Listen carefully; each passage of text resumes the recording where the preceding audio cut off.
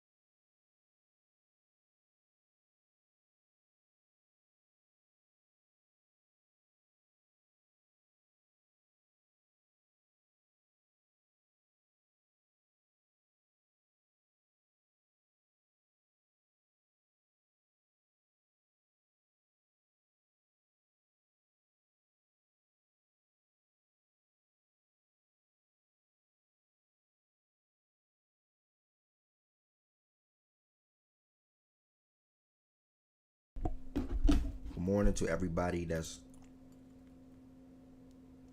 loading in here, whether you're on Twitter, whether you're on YouTube, and last but not least, whether you're on Twitch. Thank y'all for pulling up to the show today so far. I'm gonna go ahead and do my little introduction in like 2 minutes. Y'all, I'm gonna turn my camera off real quick. I'm gonna do my introduction in like 2 minutes. 2 minutes.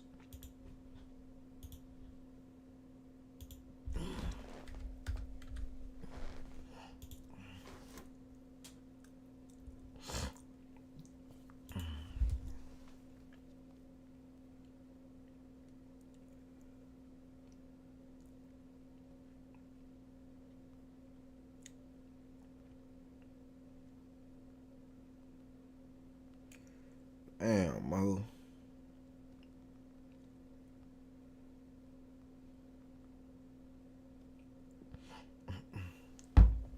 Chan, what's good?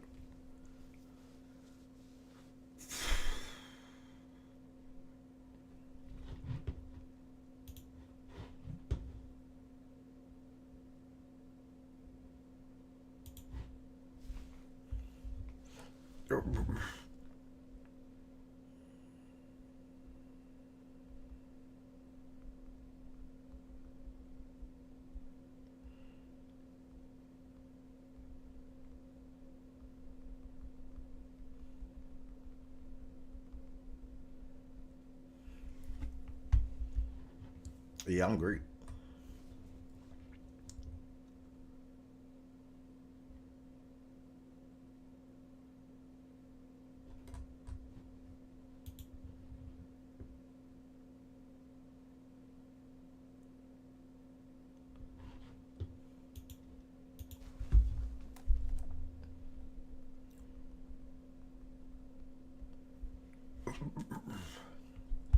All right.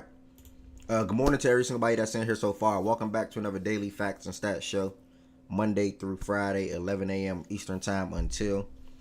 Whether you're on Twitter and you clicked it, appreciate it. Whether you're on YouTube and you replay the show today, appreciate it. Whether you're on Twitch and you right here right now or you replay the show today, definitely appreciate it.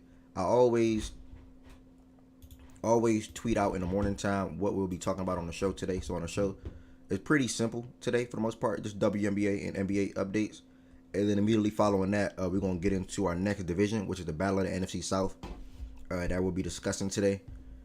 I reached out to Jada. I couldn't get in contact. Jada, I didn't hear back from Jada in regards to the Panthers. And then I also reached out to another Panthers fan I know, and he at work. So I don't know if we're going to get a Panthers fan, a Panthers representative in here today. Why did I mean to do that?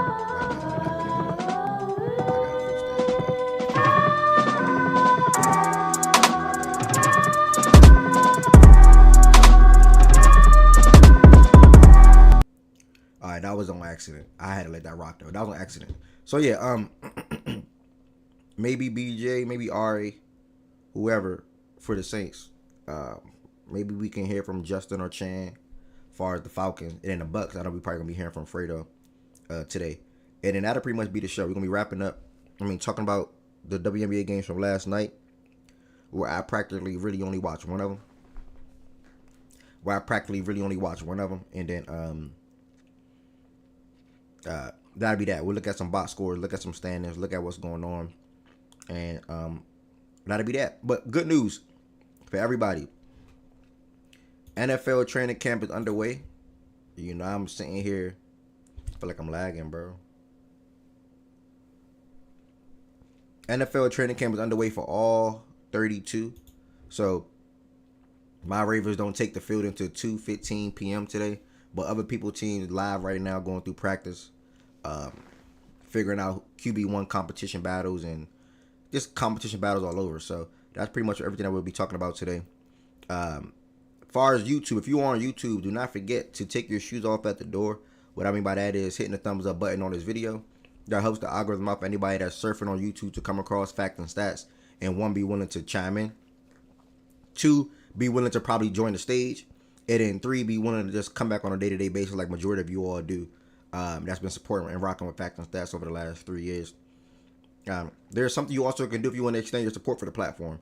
On the YouTube side, if you want to extend your support for the platform, you can become a member. How can you become a member? The link is in the description on this video. There's 3 different levels you can join as. Level 1, Level 2, and Level 3. They all have different customized perks and all have the ability to send different emotes into the chat and things of that nature. If you're on Twitch, you can extend your support same way. This time, instead of becoming a member, you can subscribe and become a actual subscriber of my Twitch room, where I spend time gaming, or obviously for the most part I'm hosting the show here now. This is the 4th straight week I've been hosting the show on Twitch. So you can subscribe, you can gift a subscribe, you can gift a sub. It's best to subscribe if you want to avoid ads. If you have Amazon Prime, I do advise you to subscribe through your Amazon Prime account, as you get 1 free subscription through your Amazon Prime account. I got like 2 shirts left now. So if you wear a small or a large, feel free to check out the website. If you wear a small or a large, feel free to check out the website, which is factsandstats.us. Factsandstats.us. I think it's 2 shirts left now. So feel free to check that out. Next, told you all about the Twitter. Told you all about the website. Told you all how to become a member or extend your support for the platform. I don't think I'm missing anything. Oh, playback. I gotta tell you about playback. My bad. Playback. Playback.tv/factsandstats. It's the app you can download that costs $0. Literally $0 to download the app and sign up and join the playback room. This is probably like the last week that I probably will be utilizing playback personally. But for the time being, NBA watch parties will still be in there. Sometimes if it's random talks or whatever the case may be, I guess the room probably will still go live. I highly doubt I'll start the room any other time going forward, because they're canceling their creator fund at the end of this month, I want to say. So it was a good run on playback, but it's really, the need is for me to be there is not really, it doesn't really matter. I'm focused on trying to grow the Discord for watch parties, for people to share their gambling plays, and then ultimately more people willing to join the stage as well throughout the show. So playback.tv/factsandstats. We was in here yesterday, obviously watching WNBA games. Today it's a lot of baseball games starting early, with the lone WNBA game today between the Dream and the Mercury at 10 o'clock. The Dream is coming off of a loss to the Aces last night, so we'll see how they bounce back on the back-to-back. But that's pretty much what it'll be today. I don't think I'm going to start the show. I mean, the room for any baseball, but BJ or probably Z-Farm or somebody will probably start it if they care to watch one of these games. I highly doubt I will. So that's that. Playback.tv/factsandstats. Reminder. John, what's good? Ari, what's good? Anything that I say, the link is in the description on the YouTube video. Anything that I say as far as the website, the Twitter, the playback room, the Twitch, with me being live on Twitch right now. Anything that I say, the link is on the Twitter. The description. Link is in the description on the video. Same for Twitch. I got links in the description on the page. On the page as well. With that being said, Black, what's good, Black? I don't know if I said that to you already. Let me put this link in the YouTube comments real quick.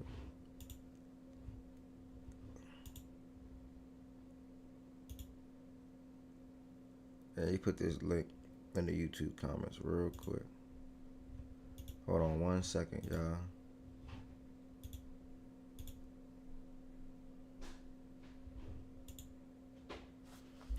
At Fiverr, we know that vibe coding can be a lot of fun until it's not. From fixing bugs and back-end integration to product polish, Fiverr's got the experts to bring your product to life. Hire an expert today on Fiverr.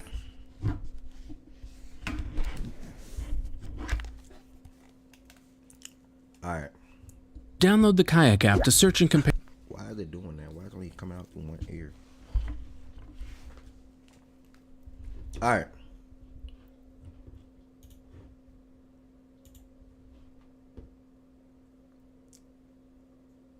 I'm gonna take it to the WNBA side real quick.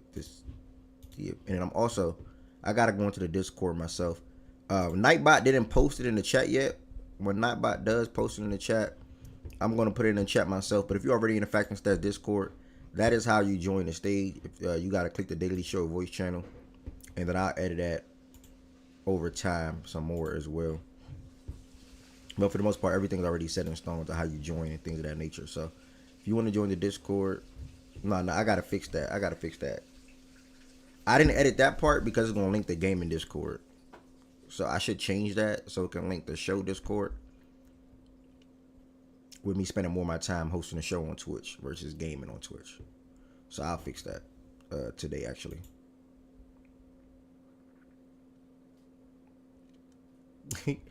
He said I blocked Nightbot.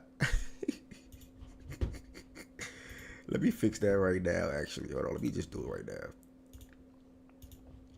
Do. 1 second, y'all. We're going to get into the WNBA to kick off the show today. And again, appreciate every single body that's in here. Let me fix that Nightbot command real quick. Wait, that's Wisebot, I think. Oh, that was Fossil. That was that little other one. I don't got that one pulled up right now. I'm surprised that one was even the command. Okay, whatever. As far as WNBA related things last night, John Coyle Jones returned. Paige tied a record. Angel set a record. That's just some of the things to shout out from last night. With me diving into these quick games. Again, I only watched one of these games, so I'm not going to sit up here and act like I watched all five or I know everything that went down. Everything that went down or whatnot. Let me pin that message that she just put in there. Everything that went down last night, I can't speak to that. Oh, there you go. There go Nightbot. 15 minutes. There go Nightbot. All right. Either way, last night, first game of the night was the Sparks versus the Mystics. The Mystics got off to a good start. I do know that. It was like 26-16 at the end of the first quarter. And apparently, Rickea Jackson happened. Rickea Jackson had a 20-point second half. That helped shift everything. That helped shift everything for the Sparks in their favor. And they pretty much was able to, one, have a big second quarter, and then two, have a big fourth for ultimately pull out the victory. Hamby also followed up with 24 and 14, so shout out to her. Miss Stevens had 15 and 6. Rickea had 22, like I said, 20 in the second half. And good news for the Sparks. Cameron Brink was one of the first ladies on the court yesterday for shoot around. They say she's been going through some 5-on-5 drills. They definitely expecting her to come back very, very, very, very, very soon. So she just adding to their front court and adding to what they're building over there in LA at the moment. They're sitting at 9 and 14 on the season with a very nice victory over the Mystics last night on the road. So definitely waiting for Miss Brink to hit the court and see how she mixes in with their front court that they got going on in LA and see how they finish out the rest of their season with her in the fold as well. On the Mystic side of things, with this team, you're gonna get some highs, you're gonna get some lows. You know what I'm saying? It's gonna be a lot of ups and downs for the Mystics.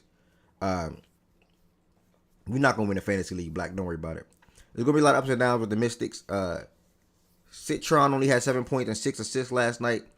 Sykes struggled from the field, but she finished with 18.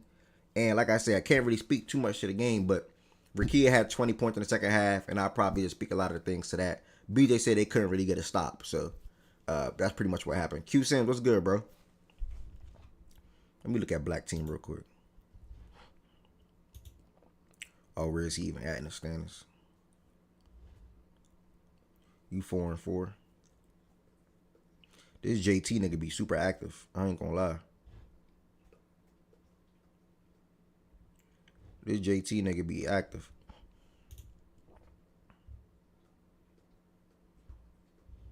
I can probably drop her now.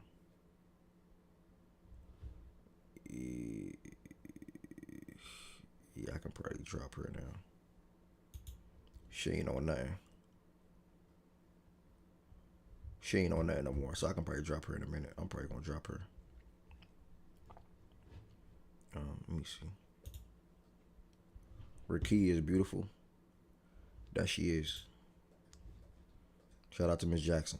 Stop, Milo. All right, second game of last night. I hate when my computer be doing that. Second game of last night, we got to see the New York Liberty take on the Fever again. I told y'all yesterday, bro, I don't really have too much to say. I told y'all yesterday, I expect the Liberty to come out and take care of business. Don't get me wrong, the Fever held on. They fought for the first 3 quarters, 1,000%. The Fever, I meant to say, they fought for the first 3 quarters, 1,000%, until Sabrina went on her own little personal 10-0 running that fourth quarter. I bet niggas that know me know I don't even bet spreads. I bet Liberty -10 yesterday, so that paid off for me. That definitely was one of the main important things that I was worried about in my parlay. So shout out to them for ultimately winning that game and covering that for me. But Kelsey Mitchell, she was having a game yesterday, bruh, and Sophie and Lexi was knocking down their threes. Aaliyah Boston was solid. Obviously, without Caitlin Clark, they're going to be going through some struggles for the next couple, probably the next week or 2 or even longer. We don't even know. There's no timetable on Caitlin Clark to return to the court at the moment.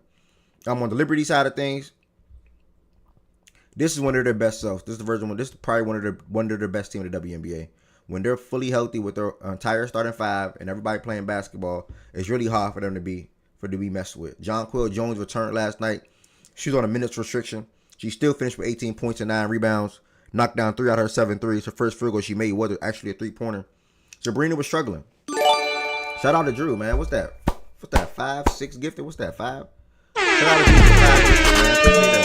Let's go. Appreciate that. Shout out, me do that again. Shout out to Drew for the 5 gifted. Let's go. Appreciate that, my brother. That truly means a lot, bro. Hope you have a phenomenal day today. And I genuinely appreciate you for all your support over the years and on the apparel side of things, and even just gifting subs, bro. Real shit. Real shit. Appreciate that. Mean a lot. Sabrina, she struggled throughout the game tremendously. I want to say I'm glad she got going on in the fourth quarter. She finished with 13 points and 9 assists. Natasha was cool. Stewie was cool. Phoebus was cool. The whole team was fine for the most part. I just think that the Fever kept converting a lot of baskets throughout the first 3 quarters. They fought hard. They had a good lead going into, not a good lead, but they had a lead going into halftime. And ultimately, you just kept getting the sense that eventually the Liberty would pull away. Eventually, a better team will pull away. And we did that last night. So shout out to Liberty, moved to 16-6 on the season and 11-2 at home. And I'm definitely curious to see how their next stretch of games go, especially with Jonquil Jones back. Hopefully, she did not get hurt again. Because last time she returned and got hurt again, and then hopefully this time with that, I think she took like 3 weeks off or probably a month off. She should be good to go now. Told y'all this yesterday. This is like the 3rd straight time the Lynx and the Sky played. Literally like the 3rd straight time. First time the Sky won. Second time the Lynx took care of business. And I said it yesterday. They're gonna probably blow them out again today, and they did just that. I can't remember what the record is. What's the record that Angel set yesterday? Hold on. I think it's the first player in WNBA history with 10 straight double-doubles. Hold on.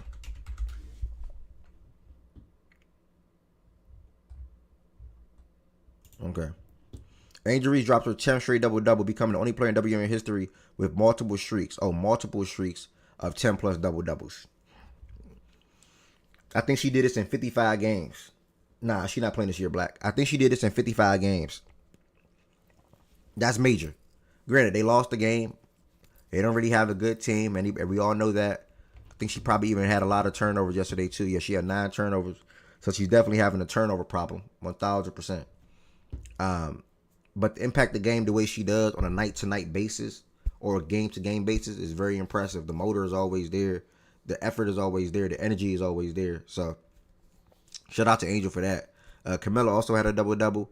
And then Kia Nurse gave him 16, but obviously the Lynx was just too much. They moved to 21-4 on the season and 13-0 at home.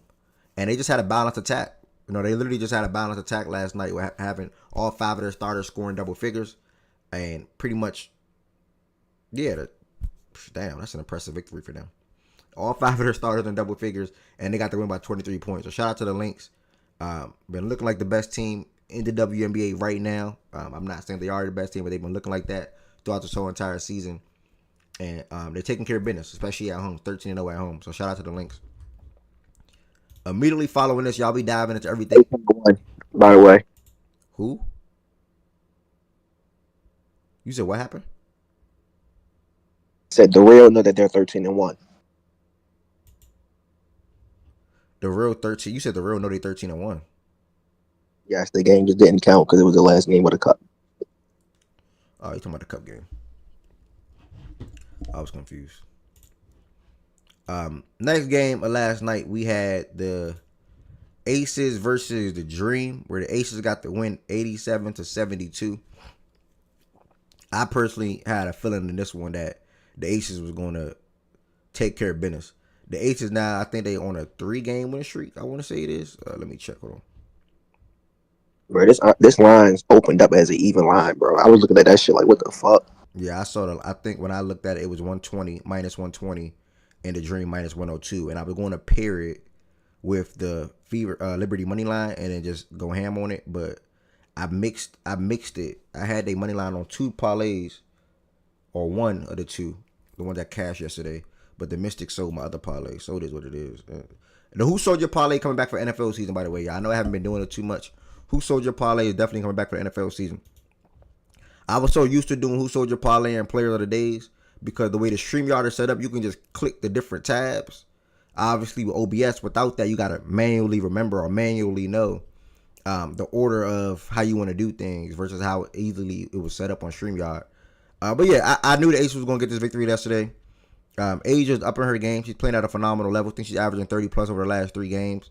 It just starts there. Surprisingly, Nalissa Smith was good in her minutes yesterday for them as well, personally, offensively and defensively. Chelsea Gray has a couple of good buckets in the first quarter. Didn't really do much for the rest of the game. She finished with 9 points. Jewel Lloyd is still struggling to find her spot from an offensive standpoint for them. She struggled. She was 3 for 11 from the field, 1 for 4 from 3. But a lot of this game pretty much just Asia Wilson. When you have somebody of her caliber, 24 and 12, 5 assists and 4 stocks, you can ought to get performances like this, and that can probably lead to some wins. B Young was good. Miss Evans came off the bench for them. She been the lone bright spot for them really off the bench this season. In her first year in Las Vegas, she had 14 points. So that pretty much what the game came down to. Alicia Gray, she had a great start. Like Black just said in the chat, she ran out of gas. She had a great start in the first half. She was knocking down some deep threes. She finished with 24 points. I personally knew without Ryan being there, I just did not see a way where they were going to have enough offense to be able to win, because it's not like Brianna and Brittany are go-to players on the offensive end on a game-to-game basis. If they will have their moments or they will have their game, but really the offense thrives on Alicia and Ryan, putting them into spots or making life easier for those 2 bigs down low, and then they score on the perimeter or all over the court and things of that nature. So that's what I thought coming down to this game. The Aces ended up winning the game by 15. So shout out to the Aces, 3-game winning streak, and hopefully they can keep it up, bro. Because I want the WNBA playoffs to be as competitive as possible. I want the best 8 teams to be in the playoffs. Now, granted, right now we got the Aces sitting at 6, I want to say, but I want the best 8 teams to be in the playoffs, bro. Playing their best basketball. More importantly, don't just be in the playoffs. Like, make the playoffs and be playing your best basketball. And I hope the Aces can continue on down with the second half of the season underway. As of yesterday, the last game of last night, I know y'all probably think I'm bluffing at this point, but last game of last night, I had the same feeling, especially when I seen Skylar Diggins was out. Skylar Diggins got ruled out like an hour or 2 before the game. Dark horse to win the chip.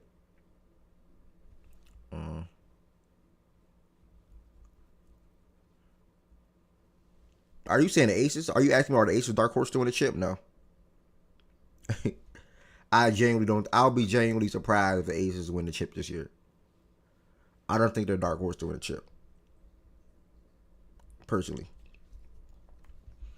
I mean, technically, when it comes to a dark horse, that's what that means, technically. You know what I'm saying? I guess they can be that then, but I don't even want to have that idea in my mind. You saying who's the dark horse? I mean, I guess it'll probably be them. Because I'm not calling the Mercury a dark horse, but I guess you can call it. There's no dark horse Yeah, team, bro. Yeah, I don't have no dark horse, bro. I agree If with the Lynx and the Liberty I wanted to, they're going to be in the finals, bro. Yeah, I agree with Shaggy, bro. I don't got a dark horse. I don't think there's a dark horse. Yeah, Personally, the only way another team I know to end up in the finals if they play each other before the finals. It's the only way. yeah, I agree. Especially if both teams are healthy. By the way, Yep. last game of last night, yeah, I had the feeling when Skylar was out. But I know their record is bad, but they got some solid wins on their books this year. And I spoke to that about 2 weeks ago, 3 weeks ago. The Wings moved to 7-17 on the year with a 24-point victory on the road against the Seattle Storm, who was playing without Skylar Diggins. Paige, I told y'all earlier at the show, she tied a record with Caitlin Clark, the fastest players in WNBA history with 300 points and 100 assists. So shout out to those two ladies, 2 back-to-back number 1 picks, continuing to pave the way for all the future guards that's in college right now, and then also eventually when they hit the WNBA. They had, 4 players in double figures, and Enrique also probably had one of her best scoring outputs this season. I know she only had 20, but she did it in a very efficient manner. 7 for 12 from the field, 4 for 6 from the three-point line. And they just pretty much went in there and took care of business, and they started off with a run in the third quarter. They outscored the Storm 32-15 in the third and followed up with 21-12 in the fourth quarter. And on the Storm side of things, have to start Erica and Tiffany, so mainly Tiffany, they struggled. Those ladies was 3 for 17 in the backcourt last night. It's hard to win a game like that when your backcourt are giving you nothing offensively from a scoring standpoint or playmaking standpoint. Nneka had 22 down low. Gabby had 14, 6 and 8 with 4 steals. And Ezzy even had 12 points and 9 boards. But like I said, this probably came down to the backcourt just being so damn inefficient. And then them also getting no real bench production. So shout out to the Wings for pretty much going into Seattle and taking one. I can't even say they stole it. They took it, you know. And this what happens when your point guard don't play. You know, I'm probably gonna chalk this up to Skylar Diggins. I don't think this probably would have been the same output. They probably could have won the game still, but Skylar Diggins not playing and being a point guard of that team probably affected them major last night. On top of the Wings just getting hot at the right time in the game and being able to take over in the second half. I meant to say, I'm sorry. So shout out to them for that. What else? I don't think I have any other WNBA updates. I wanted to tell y'all about Angel making that breaking that record. Or making a record, I'm sorry. Asia and what she's been on lately. 30 plus over the last 3 games. 3-game winning streak for them. John Quill returning. Paige tying Caitlin Clark's record. And that's pretty much it. And again, we only have one WNBA game today. It is the Dream versus the Mercury. So I don't have any updates on Satu or Copper right now. If they're going to play or not, I don't know. But I'm definitely curious. Hold on. EXO added me some dumb stuff. I'm definitely curious to see if those 2 ladies will be playing today so they can help Alyssa Thomas as the Mercury are getting for their second half of the season and trying to go on a run. Even without them, I think they playing. Even if without them, if they were not to play, I think they can still beat the Dream regardless with Alyssa Thomas and Bonner. He said they playing. Okay, yeah, damn. They look good to go. Damn. The Mercury look good to go. Alyssa Thomas, Copper, Bonner, for what it's worth, Satu, they look good to go. That's definitely a team that's going to be worth looking out for sure. All right, y'all. We're going to take this over to the NFL side of things. Again, if you are in here, you on YouTube, make sure you hit the thumbs up button on this video for me. If you are on YouTube, make sure you hit the thumbs up button on this video for me. As far as everybody that's on Twitch, just thank you.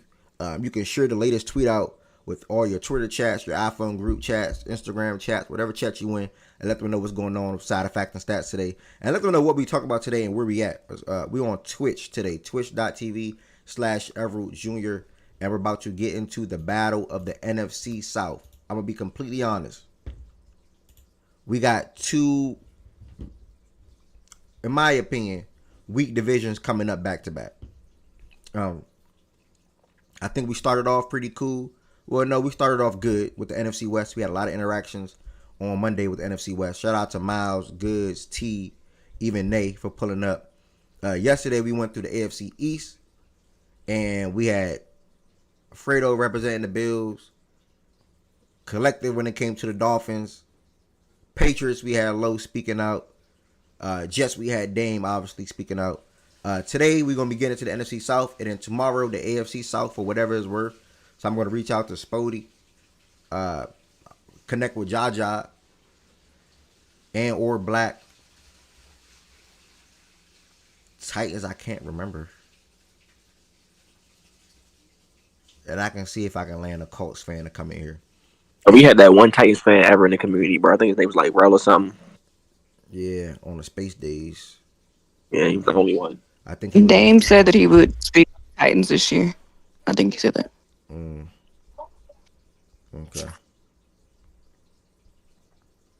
Okay. All right. BJ trying to duck the. Let me hit up BJ. BJ trying to duck the NFC South. Fred, if you in here, pull up to the Discord whenever you can, my brother. Let me see. BJ trying to duck the NFC South. All right, so battle of the NFC South for all these divisions we've been doing is something pretty much that we've been doing for years when it comes to facts and stats, like literally years. When it first started 3 years ago, I will never forget when Fact and Stats first started that summer. I want to say with the NBA season over, we went a whole month or month and a half. We're talking about straight NFL every single day. We didn't even touch NBA. Obviously, over time, more people, we all watched NBA Summer League together. We had the Olympics and things like that. But that first summer, we went the whole summer talking about NFL and these divisional rankings and matchups and things of that nature. So pretty much that's what is going on and what it's going to continue to be. We're on the NFC South today, and I always have a couple of questions where I ask people how they feel about their offseason, things they're looking forward to, players to make a leap or make a big impact, rookie class, expectations, et cetera, et cetera, et cetera, et cetera, et cetera. Who worries you the most in your division? So that's pretty much what we're going to continue on down doing. We should be done with this. I think I got to next week, Wednesday. And then we have the first preseason game on July 31st, which you'll probably watch it in Discord. And then that next week, more preseason games. Speaking of preseason, Bengals coach said he's expecting Joe Burrow to play in way more preseason or many more preseason action this season coming up. And they're trying to get off to a quicker start than what they've been doing recently. If you know, you know. The Bengals struggle when they start the season off, dating back to last year where they lost an early game to the Patriots that came back and bit them in the ass. And they just look at all the past recent years in this Joe Burrow and Jamar Chase tenure. They always typically get off to a slow start. So he believes playing in preseason and making Burrow get a lot of reps in will help get him off to an early start in the season, which I definitely understand. Also, another thing around the NFL before we get started, Brian Daboll made it very short, sweet, and simple today, which I personally expected. He named Russell Wilson as the starting quarterback. He said it will be a quote-unquote competition, but Russ is the starter of the team. I don't think anybody is surprised by that. What else? I think that's all I want to shout out for now.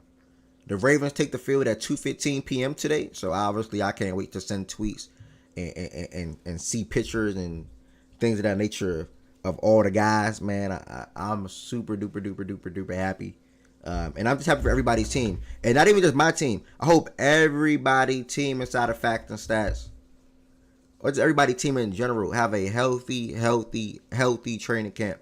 I don't want no random season-ending injuries.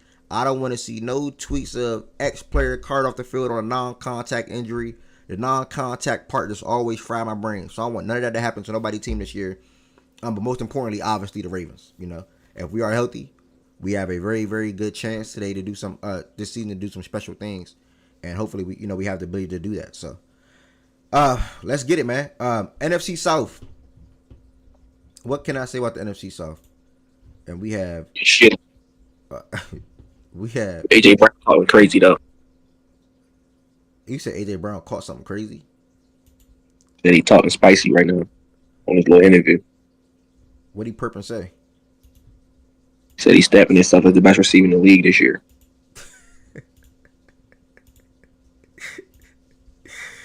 I fuck with AJ, man. I already got nothing bad to say about that. I fuck He with be talking. AJ. He be talking his shit. AJ Brown is a funny guy, bro. We got Ari coming in here. I'm expecting to hear from Justin Achille in a second in regards to the Falcons. Um, who I'm missing? Oh, I tried. He feel like he's the best wide receiver in the league, and this year he wants to put a stamp on it. I truly feel like I'm the best. I mean, he should feel that way. I don't think he is, but I want to put a stamp on it. it's not crazy for him to like say that So I'm definitely motivated, or believe that about himself. but also I have to put the team first. So and that's what I honestly, I can go into deeper, but I think that's. I mean, realistically, he just said why he not gonna put a stamp on it. So I don't even know why he even saying that. Like he said, I feel like I'm the best wide receiver, and this year I'm gonna put a stamp on it. But I know I gotta put the team first, and I'm not gonna go deeper into that. So nigga, realistically, you're not gonna put a stamp on it, nigga. To be best wide receiver in the league and the stamp that you got. Possible. No, it's he possible. got to go 15, 16 plus. You gotta go 16. He went 15. He went 15. I think he went. Did he go 15 his first year there? What's his first year there with Smitty or no? Yeah. Mitty's been there. I can check though. Give me 2 Oh seconds. no, he went. He was 14. 14, 9, 16. Damn near 15. Yeah, 4 11 years touchdowns. are 15. I think he gonna have Yeah, to go. I think whenever he played the games, he get 14, pretty much. Yeah. Yeah, without missing. Yeah. Without missing. Last year he missed 4 or 5 games. Yeah, I think 16. I think he got to like, bro. When you in the league with Chase and Jamar and CD, those guys. You mean Jefferson because you said Chase and Jamar. Yeah, Chase and Jefferson. Chase Jettas and CD. You gotta separate yourself, and it's so hard to do that. One of the main things to do is triple crown. If you want to separate yourself, go triple crown. Ow, what are you talking about? Triple crown to me showed you had the best season as a wide receiver. You disagree with that? That don't make you the best wide receiver in the league. No, I'm not saying that's one thing that you can separate yourself from your peers because you triple crowned it. Like you leader in tight touchdowns, leader in receptions, leader in yards. But I also feel like that's making it. I feel like that's making it like a metrics thing, though. Like, no, bro, I wouldn't even say he got to do that to separate himself. I was just saying that's one of the things. Listen, this is how I always do, bro. It's different when it's talent in the league. Cooper cut triple crown, but he never separated himself from other guys in the league. Like that never happened. He's never the best in the league ever. Chase just did when it. When niggas tried to say it, they looked at like people would call them stupid. Yeah. Wait, that's it, bro. So that's it, bro. I was again. I only was saying the triple crown thing is one way. If it's not that, you have to separate yourself from in some statistical category. 20 touchdowns, 1,800 yards. Not saying in one season. I'm just saying like in one season you gotta do something different that no other wide receiver is doing on that particular year. If you have 1,500 yards and Chase and Jettis had 1,500 yards, what did you do to separate yourself from them to stamp yourself as the best wide receiver? That's pretty much my main question. But 1,500 yards with Smitty as your wide receiver too and Saquon in the backfield isn't a small fucking feat. Like that's not the. No, it doesn't because there's only one ball. Yeah, it's only one ball, but then when you get them targets, you have that game that pops. It's easy to pop in them games, or easy to have them because you're seeing 1-on-1s. Like it's easy to get a 1,300 yard season with that. Yes, to go 1,500 or 1,600 yards with that also all around you and it not being completely lopsided your way is not a small feat. Yeah, but that's my point. Because that means you are doing more though. Because there's like as many targets. Yeah, like targets. I'm sure it'll depend on like the target share, but to me, when you have other legitimate weapons around you that your quarterback can throw the ball to or that the offense can run through, and also let's not act like he's not going to get the toughest matchups pretty much every game. Like, you're still to be able to get that off, I think is a bigger feat than guys who are really the only thing that their offense has, because now you're going to get force fed shit because you're the only thing that our offense has to make go. And I'm But not saying that's necessarily none of the top wide receivers I just listed is the only thing though. Like literally none. Not CD, not Chase, and not Jettas. No, it's different though. Jettas, they yeah. don't. He has They're a not. good number 2 and a good running back. No. CD The got James But number Jordan Winston. two, Addison number two is not Devontae Smith. Is not fucking, my bad, Exactly. Shake, go Not ahead. Devontae Smith. Jordan Addison is a good number 2 wide receiver that can be 1,000-yard But he's receiver. not Jordan Devontae Smith. Addison is not a top 20 receiver in the NFL, bro. He is a And good Aaron number Jones is not 2. fucking Saquon Barkley. Exactly. It's not Like, it's in the not apples slightest. to apples. It's just the simple fact. It is though. Jordan Addison is a It good is, number 2 wide though. It is receiver. that, though. Aaron Jones Like, is a there's top just 10 running levels, back. though. Aaron Jones is a top 10 It's running back. Jordan levels. Addison is one of the best number 2s in the league. Aaron And Jones. speak to the No. Bengals too. No. T But Higgins. did No, you you just say talking Aaron crazy. Jones is You talking a top 10 running Talking back? crazy. I think we listed him as Aaron top Jones 10. is not. Yeah, I think we had him top He's 10. not stamped. He's not stamped top 10. And if he is, he's on the back half. Saquon Barkley is stamped. Yeah. It's levels. Y'all making it sound sweet for the Eagles' case, bro. Y'all making No, it sound sweet. No, for the it's Eagles' not. case. It's reality, though. That's just the facts. Bruh, Like, there's levels. No one's saying that Addison is a bad number 2 or a shitty number He's 2. one of the best I in the think league. Addison's a great number 2. But there's levels between Jordan Addison and Devontae Smith. There's levels. There's levels between Aaron Jones and Saquon Barkley. There's levels. Is it probably closer between Devontae Smith and T Higgins? Sure, but they ain't got no fucking running game. That's not Yeah, true. he averaged 5, and he's missing 5 games a year anyway. Like, But you know why this conversation don't matter? Because if I was to ask both of y'all, out of them 4 wide receivers, which 3 is more likely to get 1,600? Y'all gonna pick the other 3 before y'all would pick AJ, bro. Literally. but that's the point, though. But that's the point, though. If that's the point. If he do get 1,600, 10 plus touchdowns, that's the point. Like, he did that in that offense with that many weapons on the team. That's different. Like, that is different. That's That different. is a big thing. So if you're seeing the best defensive dime back every single game, and all the opposing defenses are catering to you, trying to limit you and stop you, and you still pull out 16 and get 10 touchdowns, that's not different too? That is. No, you're missing. Yes, it you're is. missing the Yes, point. It is. You're missing the point, though, Ev. It's not that any receiver that does that's not different. It is. We're saying that there's an added level of difficulty. Like you just said it yourself. Out of the top 4 receivers, let's just say Jamar, Jettas, CD, and AJ, we would say AJ has the least likely to get 1,500 yards and 10 touchdowns. One, we would say that. Both. We would agree with that. Correct. Because of what, Ev? Because we don't think he's not good enough? No. Because of what else? The first thing people are going to say is because of everything else they have around him. It's not saying that the other guys don't have shit else, or like have shitty everything else around them. They're the only things that they got, that their teams have. No, it's just the fact that we all know that what they got and what he got is 2 different things. And another thing is, what make AJ and the shit that AJ do, the shit that Jamar do, it would make this shit different. They don't get schemed open like CD and Jettas. A lot of they shit is schemed. They moving around a lot in the slot, in motion all the time. That ain't AJ and Jettas. Them niggas getting out the mud. So basically, hold on, though, brother. I mean, that we ain't just Chase. started doing that. You gotta say Chase too, nigga. We just started doing that. I said AJ and Chase, bro. You listening? No, you didn't say that. The second time you said Jettas on accident. Yeah, I said yeah. I meant to say AJ and Jamar.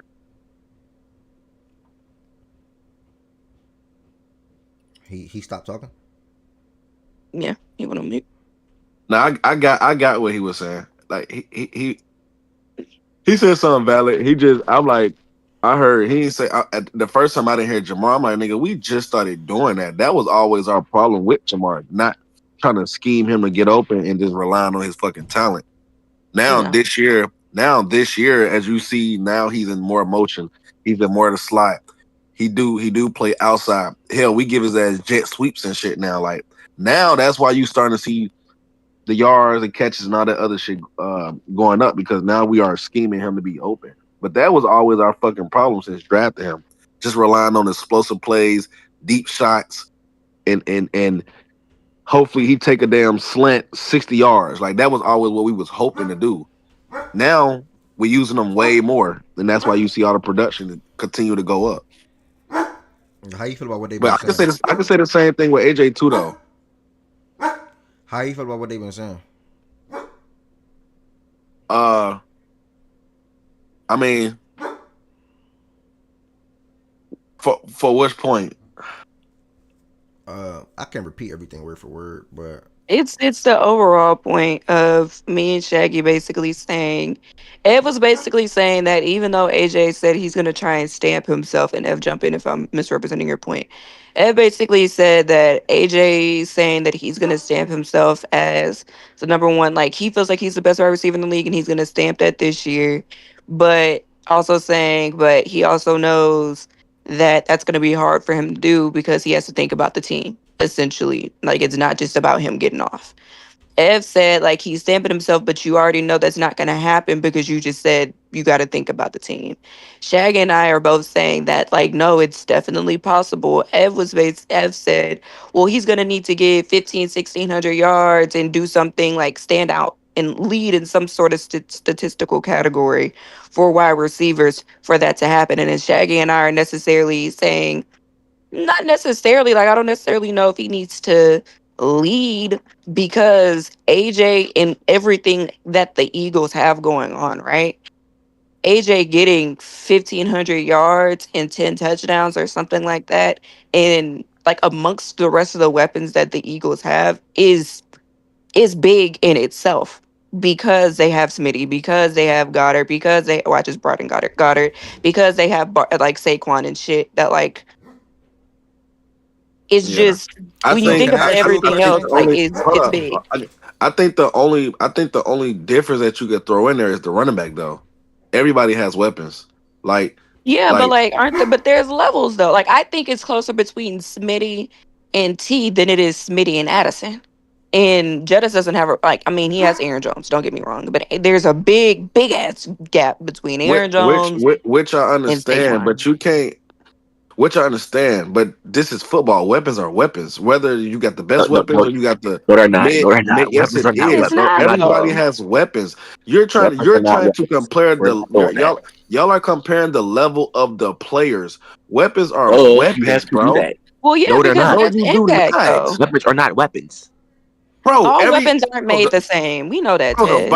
Vikings have Jettas, Addison, Hawkinson, Aaron Jones, and what's the little slot receiver? Forgot his name too, but yeah. Look, Osborne. we name anybody now.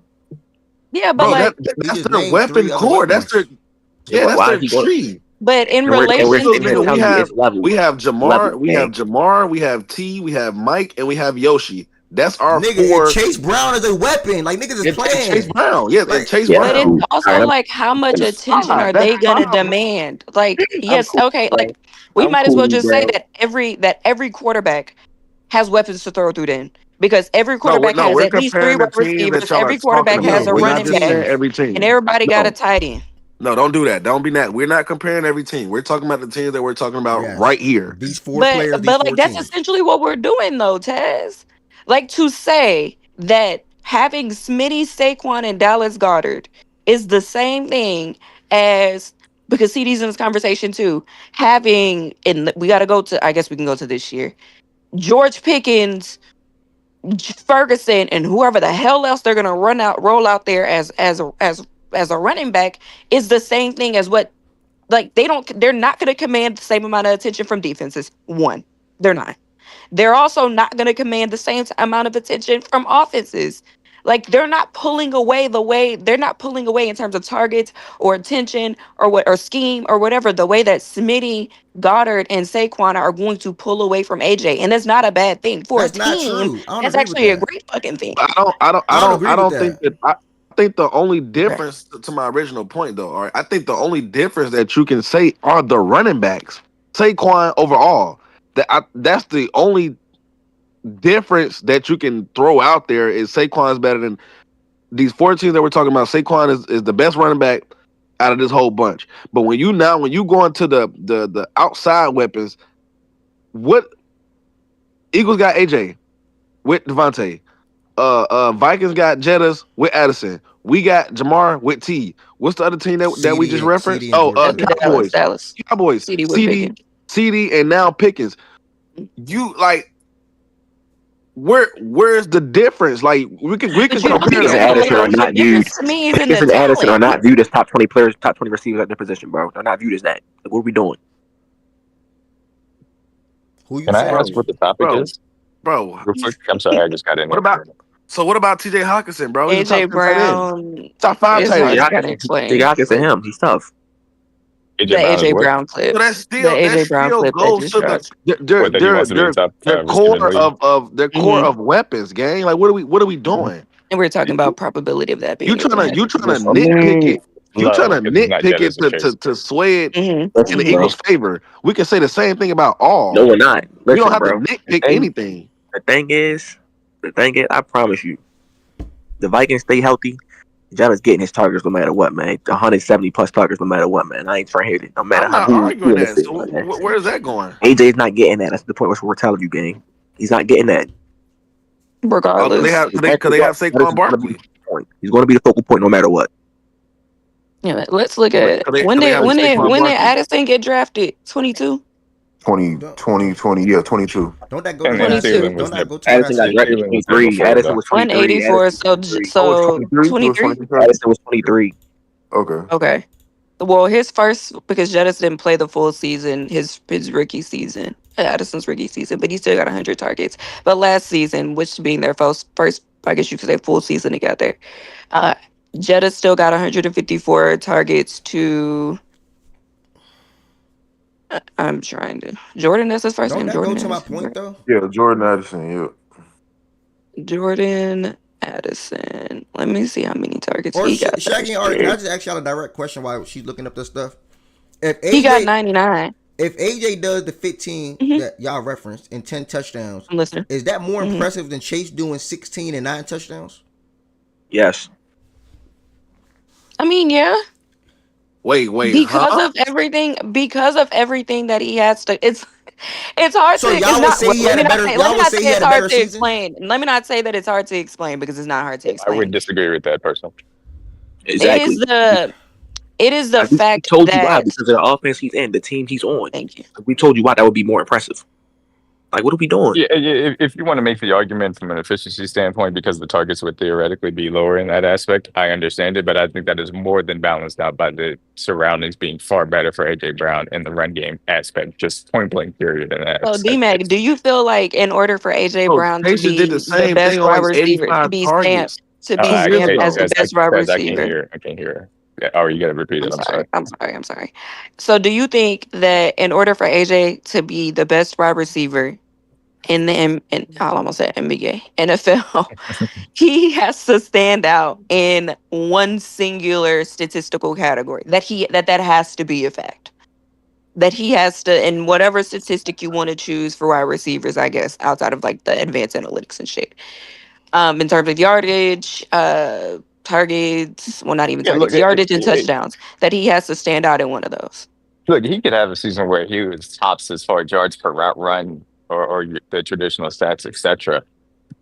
I think that there are some and again, we're talking about a guy that AJ Brown I consider to be, a top 5 easily in the National Football League. So like the splitting of hairs talent wise between what Chase brings to the table and Jetta's compared to him is just really, I don't think that's necessarily something that changes based on what the production looks like in each person. But, production wise, yeah, I mean, he could have a season where he ends up getting those numbers based on other things around him. But like, would that change the way I view him as a player compared to Chase and Jettas? I don't know about that. So you don't think there's anything, this isn't what you're saying. I'm trying to clarify. So you don't think that there's anything that AJ can do because of everything else? You don't think that there's really anything that AJ can do to ever stamp himself as the number 1 wide receiver in the league? If AJ became a even more refined route runner, which again would be more difficult because I don't think the system allows for the level of diversity of routes because of the way that they like to run the system for a good reason because of everything else that they have around them.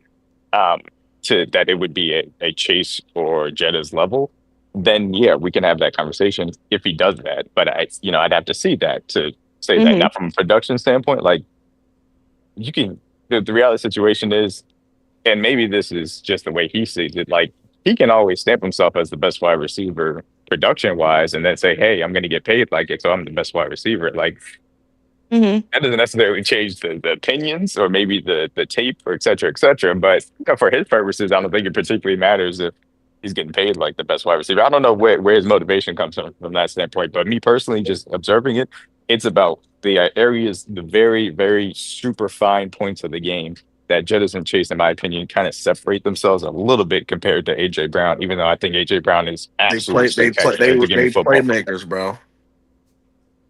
AJ Brown is AJ too, the but I playmaker. think AJ. that they With just have a AJ little Brown, bit what the of fuck is you superiority saying? wide I was receivers. saying, I don't think That's not if what you we said. talking like we just did, we talking levels, bro. He's not the same level of playmaker as I Jamar. mean, yeah, And in then the Jamar and playoffs, Jettas. in the Yeah, playoffs, and we want to in play the that playoffs, game. he's a better We can play playmaker that than game Jamar, bro. too. I mean, Like, what the because the fuck? In reason the why I don't playoffs, I he's like can a play that, that better game. I can playmaker. play that game too. If we want to but the talk the reason why I levels don't of it, like that is because we're gonna ask you why, I didn't and like when y'all just did it. you're going to list a whole bunch of reasons that essentially has to What's say good, that Lawrence? comes down to he does not get that opportunity because of everything else around him, which again still goes back to me and Shaggy's point. It still ends up somehow I just the seen circle 2 years makes ago, back Jamar didn't to even get that. to 100 targets and still I, did what he I did. I would mention specifically Bro, what that are you talking about? if we had seen AJ Brown maybe coming out of college doing some Hold of up, hold those up, D Mac. Hold things, up, D Mac. Taz, what are you talking about? It was limitation still, bro. Every year since he's been in the league, Jamar Chase has over 100 plus targets. What are you talking about? You making stuff up? No, I'm not. Yes, you are. Pull it up right now, Iz. I think Shaggy right with that What are you actually. talking about? Jamar always get He's never targeted. went under 100 targets. He's never been under 120 to be exact. I can't imagine that there's a year he's under 100 for What sure. did Ted But say? What did Ted say? 2 years ago, Jamar did this for 85 targets. What are you talking Under about? 100. Okay, targets. Nah, he never went under. I can look it up. No, he's always No, had I'm talking at about least catches. My 120. fault. My fault. Catches. My fault. My fault. Receptions. He Okay, Yeah, only, yeah. receptions. but My he had fault. 80. He had 81 in 17 games. But the 12 games he played, he had 87. He He's definitely would have hit yeah. 100 plus if he played 16, 17. So 21 was his rookie year where he said 17 with 81, and he still did 140. 140. What's your point with that, Ted? I'm confused. I'm trying to catch up. No, I said targets, bro. I meant to say catches. But she was saying like it was still like limited opportunities. yeah, But yeah. I fucked up and said I fucked up and said targets, and I meant to say Yeah, no, I catches. get where he was coming from. To the point that she was making about the limitations that I mentioned it as far as the offense and the way in which the Eagles have always ran the system. It to me, if I had seen AJ Brown even coming out of college be more of that technical refined route runner to the level that I felt Chase or Jettas were, then I could say, hey, well maybe it is just those limitations around him in the way in which they run it. If I had seen it, from him in Tennessee. In which I thought that he was a top 10 wide receiver, but still those finer points I wouldn't say that I ever really saw. And again, this is me separating the two by splitting up pairs. He is a very, very good route runner. I want to make it very clear. It's just he's not that level of polish that those other two guys bring to the table. So those are the things. It's like, yeah, you could say that some of the limitations on the offense maybe don't allow him to show that skill set as often. But can I say that it's limiting it from him showing it the skill set on the same level of those two guys? I don't know if I can get there personally.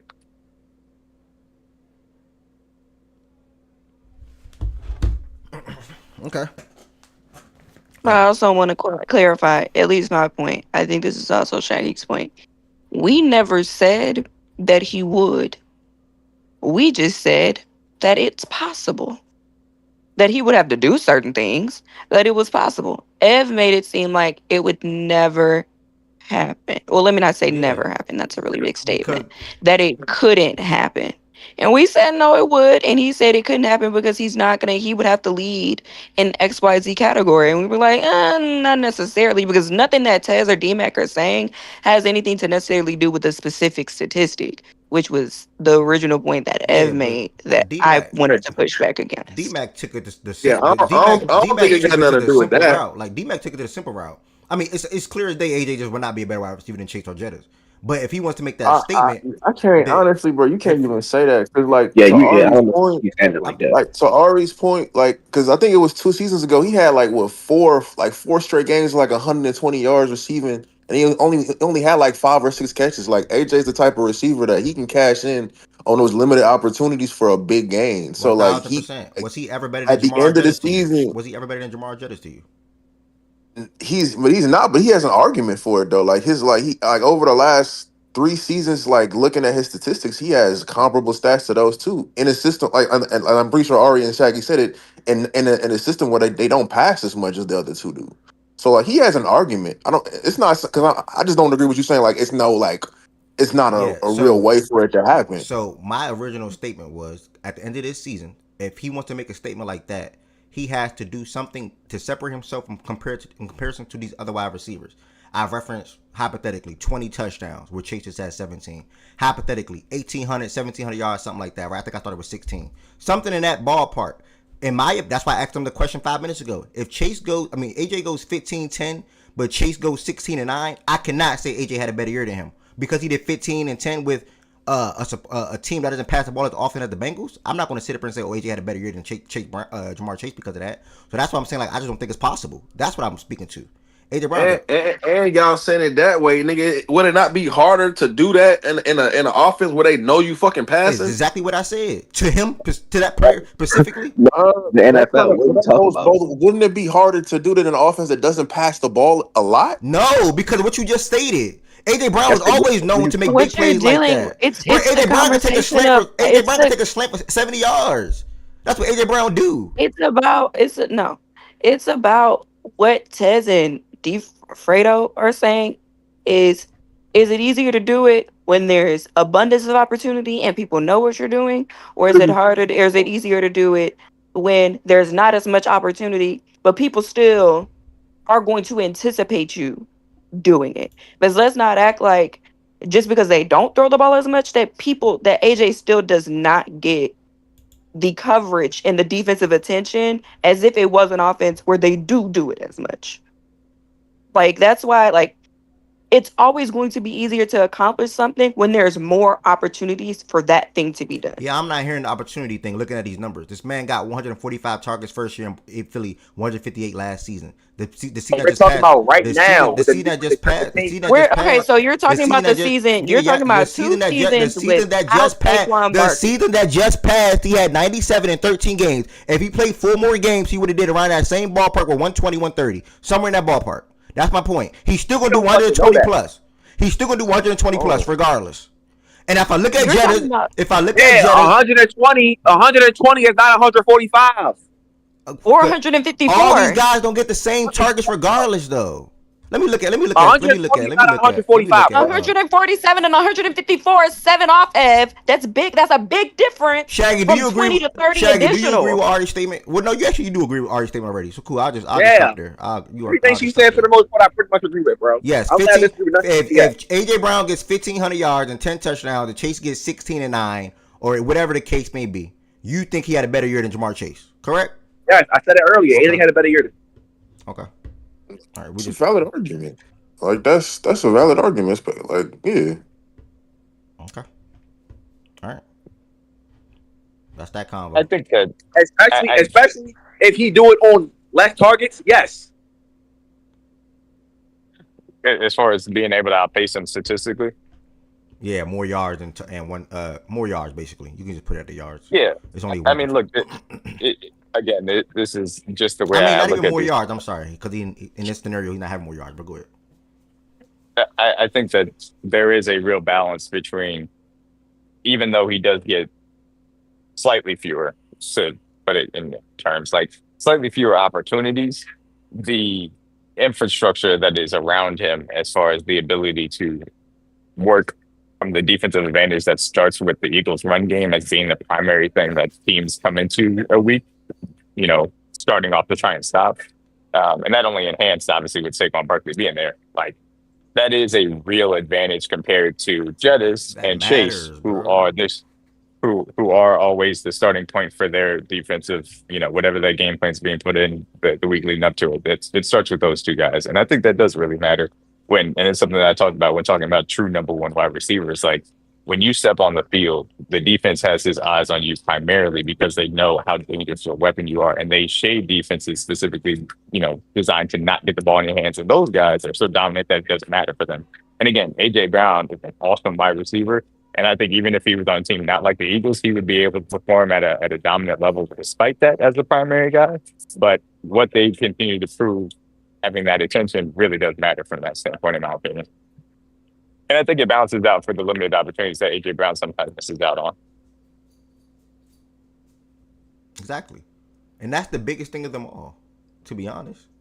That literally matters. And another big thing, like I said earlier, is the scheme that Jettis is playing in. His coach is actively finding him better matchups, moving them all around the fucking field. AJ Brown can't say that. But then that goes back to my original statement. He already listed why it's probably he's not gonna be able to stamp himself as that because he's playing on a team that matters, that features Devontae Smith and Saquon Barkley. So we agree with that. But the scenario you gave us, I said yes, I would have him. I would say he had a better year. That's the scenario. End of the score, bro. Okay. Well, for me, I only think that I think he can stamp himself. Because for me, it's just a stamp word. He used a stamp word. If you're going to stamp yourself as the best wide receiver in the game, that feature is CeeDee Lamb, whoever you want to say, CeeDee, Jettis, Chase, you have to do something that none of these other guys did on that particular year. Whether that's getting. He's already done that. To me, he's already done that anyway. What? What do you do? I seen Justin Jefferson in the playoffs, and that shit was not pretty. Wait, what did he do though? What do you mean? What did AJ Brown do? He did it in the regular season, and he did it in the playoffs, he did it in the Super Bowl. So, are you and saying he's been doing throughout his career? AJ Brown been doing this throughout his career since Tennessee. But you don't think he's better than any of the three wide receivers I listed, though? You don't know what the fuck I think. You want me to put up the white? You want me to pull this up right here? Let's just see what you think then. Okay, let's just see what you think then, Shaggy. I will up, and I also had a criteria for that list. Projection. You had AJ Brown right behind all three of these guys. The criteria projections. You are projecting that AJ Brown. What was my definition? What was my reasoning to why he was behind him? So, which one of these guys AJ Brown is better than you? Let's ask you directly. Yeah, what? Which one of these guys is AJ Brown better than you? So I'm just gonna ask you directly. Like which one? Jamar Chase, easily. After the year Jamar just had, how you come up with that? Just curious. You said what? After the year Jamar Chase just had, how you come up with that? Like I'm just curious. Yeah, he had a crazy season stat wise, but I don't mean you're a better player than somebody. So how long has AJ Brown been better than Jamar Chase to you? Since he got in Philly. Okay. And you can ask Montez this too, by the way. Okay. What did he say? He said he thinks AJ Brown is better than Jamar Chase, and it's been that way since he got in Philly. So. Oh yeah. He always felt like that though. Yeah. Okay. So Jamar Chase, that's wide receiver. We could put that on the hot takes. Yeah. Okay. Well, I know Shaggy about what 3-4 years. He told me that since fucking Jamar rookie year, bro. Like he's always loved AJ Brown for sure. Yeah. We just always simply argue about it because I don't see his fucking viewpoint of it, but that's him. It is what it is, bro. Yeah. All right. And the same like I told him when I first came up, Jetta's shit is the outlier of it all because, like he said, which I agree with him too. They do whatever the fuck they want to do for Jetta's, bro. Like they scheme this nigga up, they send him at emotions, they do all types of shit for this nigga, bro. Out of all these receivers we're talking about, he's seen the easiest matchups. Facts. That's a fact. That's a fact.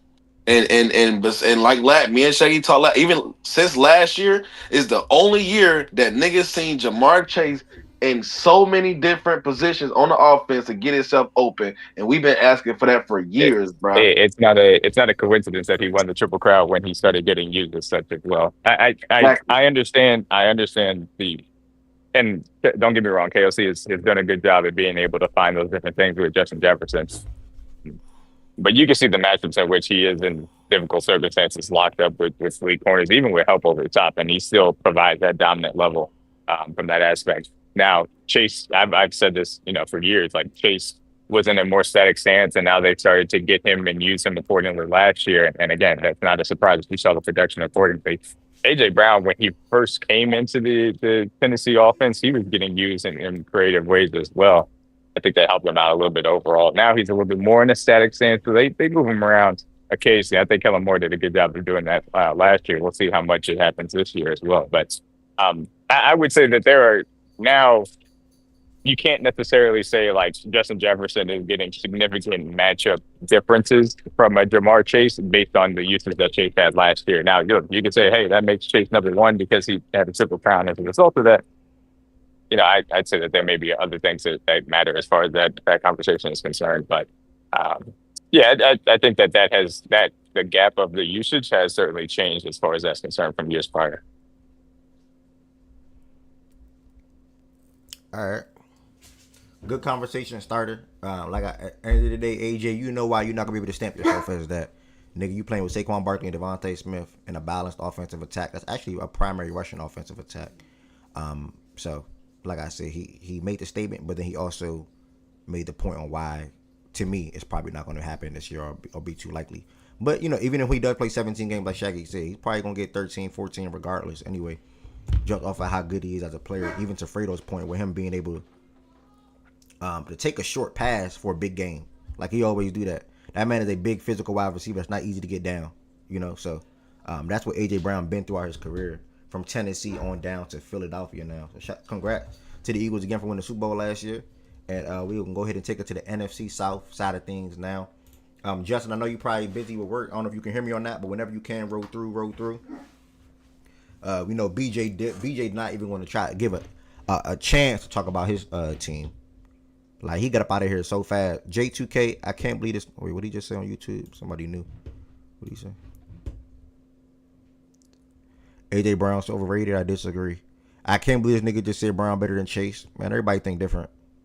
AJ Brown was the best receiver in the league last year. He's extremely talented, operates an offense where he isn't asked to do. He wasn't the best wide receiver in the league last year, so I'm never going to continue reading that. That's just not true. I asked you numerous times, can you change your name, bro? So I'm going to mute you. Destroyer, I'm going to mute you. Every day you come in here until you just don't listen, bro. So you're muted, my brother. So that comment before that when you just did the PSA for, you said you're not gonna read it. What happened to speak your mind?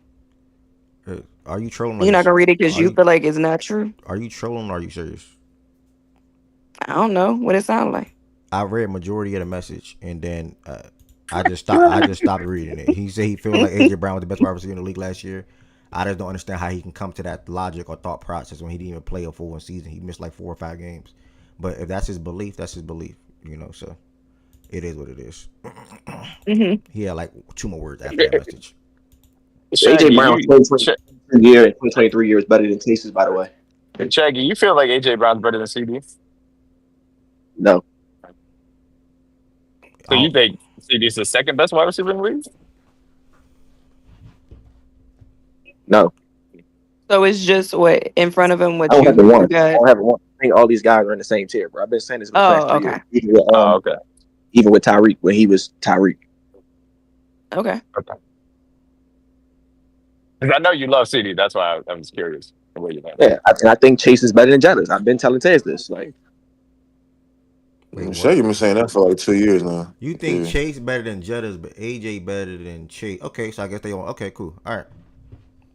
If you're on YouTube, man, make sure y'all hit the thumbs up button on this video, y'all. Okay, wait.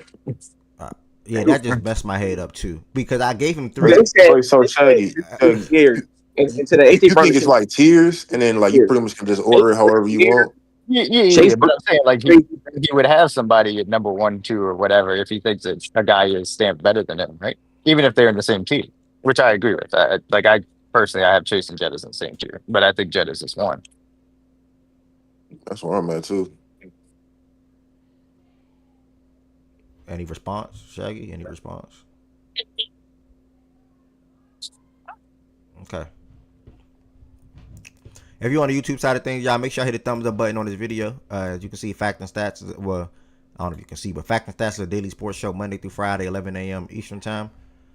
Slow period right now. We're gonna get through these divisions, and then eventually September will be here, and we're gonna be rocking and rolling every Monday and Tuesday when it comes to recapping the games from Sunday, previewing the Monday Night Football games, and then more importantly on Tuesday, picking up the power rankings. That's one of my favorite parts of Fact Yo, and can you Stats. hear me? Yeah. I'm not like Huh? Chase. I had to go look at this shit. Chase don't stack up crazy seasons. How the hell is it crazy for someone to say AJ Brown will have a better year than him next year? His rookie year was crazy, and his past season was crazy. The 2 years in between were not fucking crazy, and AJ Brown was better than him those 2 seasons. Facts. And granted, one of the years Chase missed like 4 games. But yeah. And granted, the year before last, nigga Joe Burrow missed the last 8. Don't care, bro. Don't matter. Like We're not doing the quarterback shit. Like what? That matters. No, it don't. We seen great wide receivers put up numbers without quarterbacks. Like what, nigga? They be chatting, bro. All right.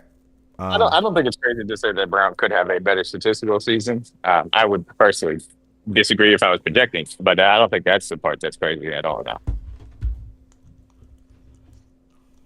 All right. That little tear situation got my brain messed up, but it's okay.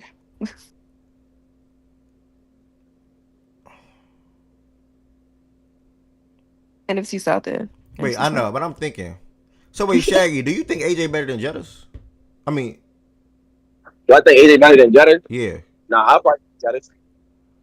But Jettis is better than Chase. But AJ better than. No, Chase is better than Jettis. Wait, but Chase better than Jettis to you, but AJ better than Chase. But Jettis better than AJ. Yeah. Am I tripping, y'all? No, I'm gonna be for real. This is why it makes sense why he has brother. His one is CD Lamb. His 2 is AJ Brown. His 3 is Jamar Chase. His 4 is Jettis, bro. Nah, he just said Jettis better than AJ. No, he just said Jettis better than AJ. Well, flip them 2. That's his order, bro. It makes sense. No. He thinks CD Lamb is the best receiver in the NFL, bro. He been like this for like 3 years. Yeah, but that's not the question right now. Yeah. The rest, what this is all showing me, I'm be for real. The rest, they all on the same tier. I've been saying this for the past 3 years. What we have right now is a special group of players, a special position in the NFL right now. All these guys are special in their own way. I've never had a stat 1. When y'all was saying Jettis, I was never saying Jettis was stat 1. I knew you all Reek and CD when we were saying Jettis.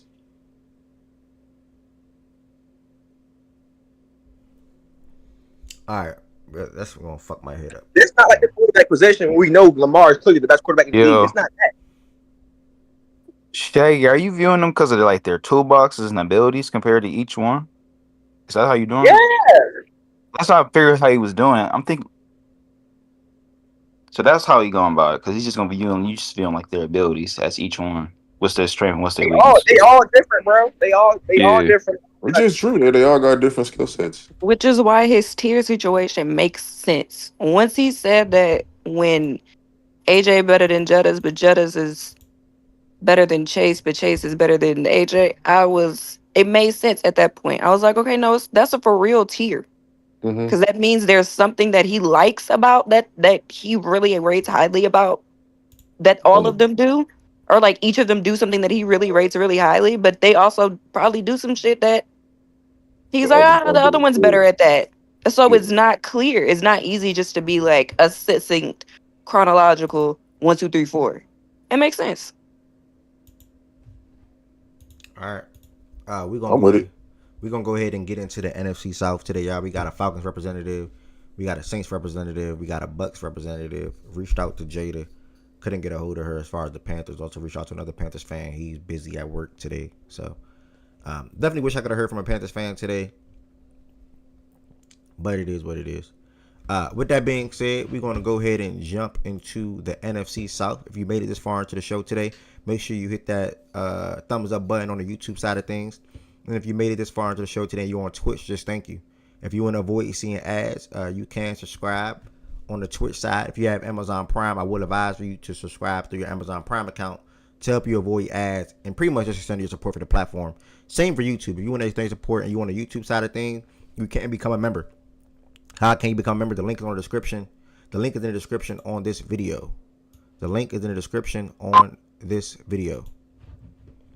With that being said, let's get into everything NFC South, and we're gonna kick it off with heading to New Orleans for the Saints. Is it? Yeah. By the way, everybody talk different. Is it New Orleans or is it New Orleans? New Orleans. Okay. Some people say New Orleans though. Some people like New They're Orleans. pronouncing it wrong. There's no E at the end of it. Just New Orleans. Last year, the NFC South. Really for the last couple of years, but it's been trending downwards. You know what I'm saying?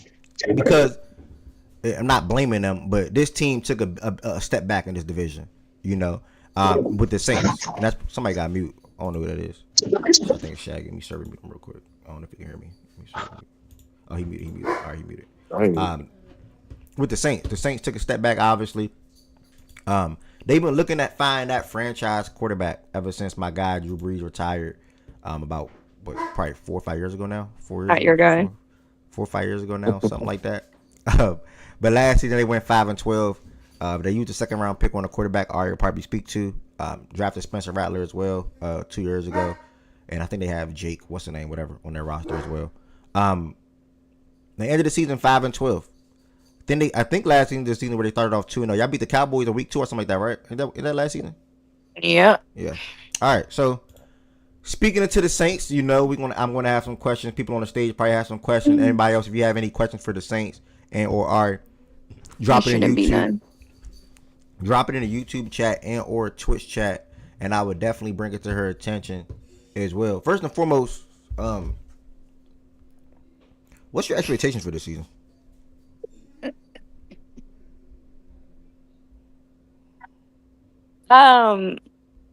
Like in terms of wins or the team? Like when you think of Saints football, what do you think your team is going to do this year?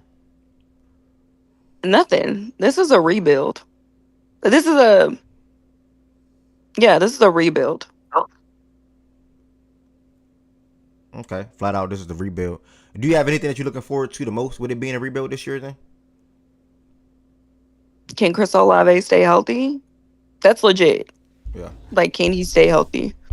Can he stay healthy? Because if my memory serves me correctly, he is going into year 4, or 5.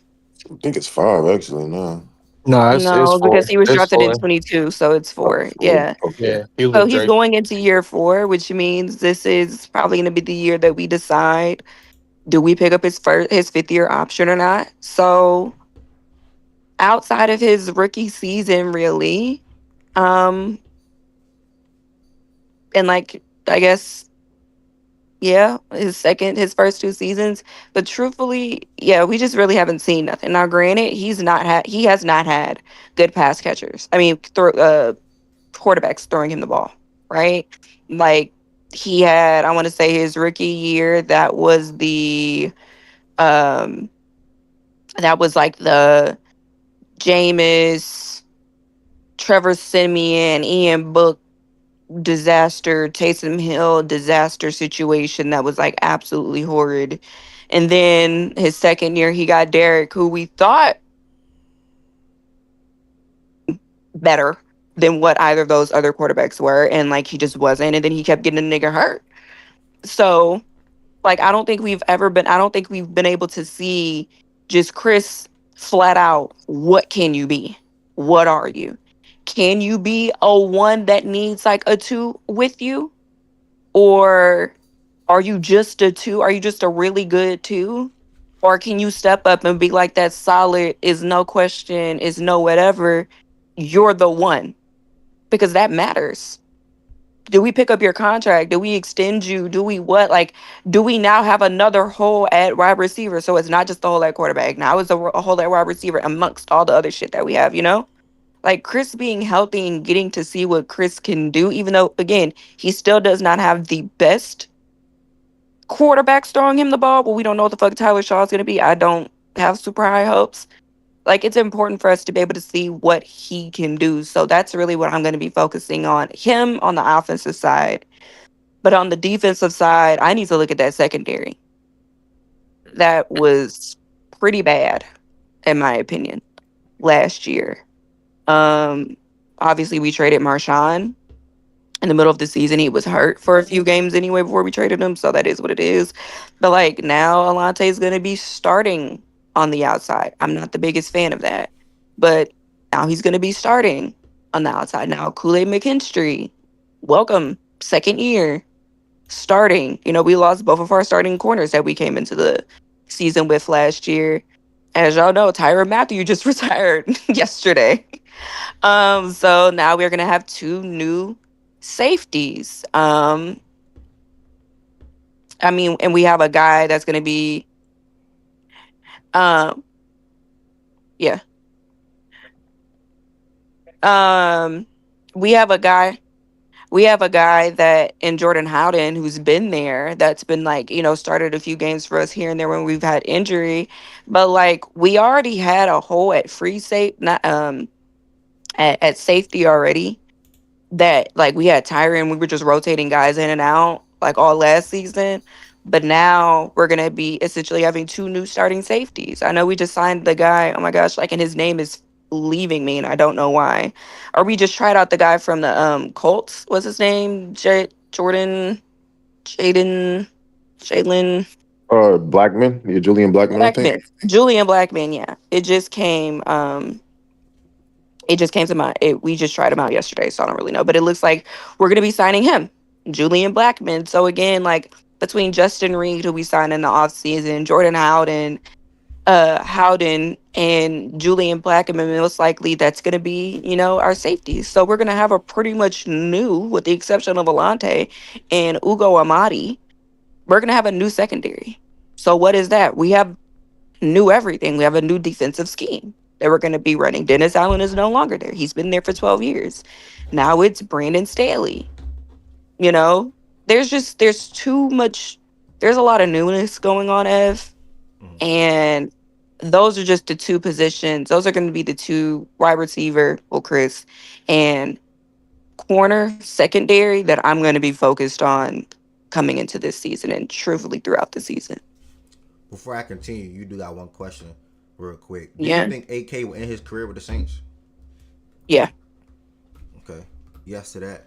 I know you spoke on match positions you're watching or things like that, but I am curious. Do you have any players that you want to shout out or you think will make a bigger impact this year or take a leap in their game?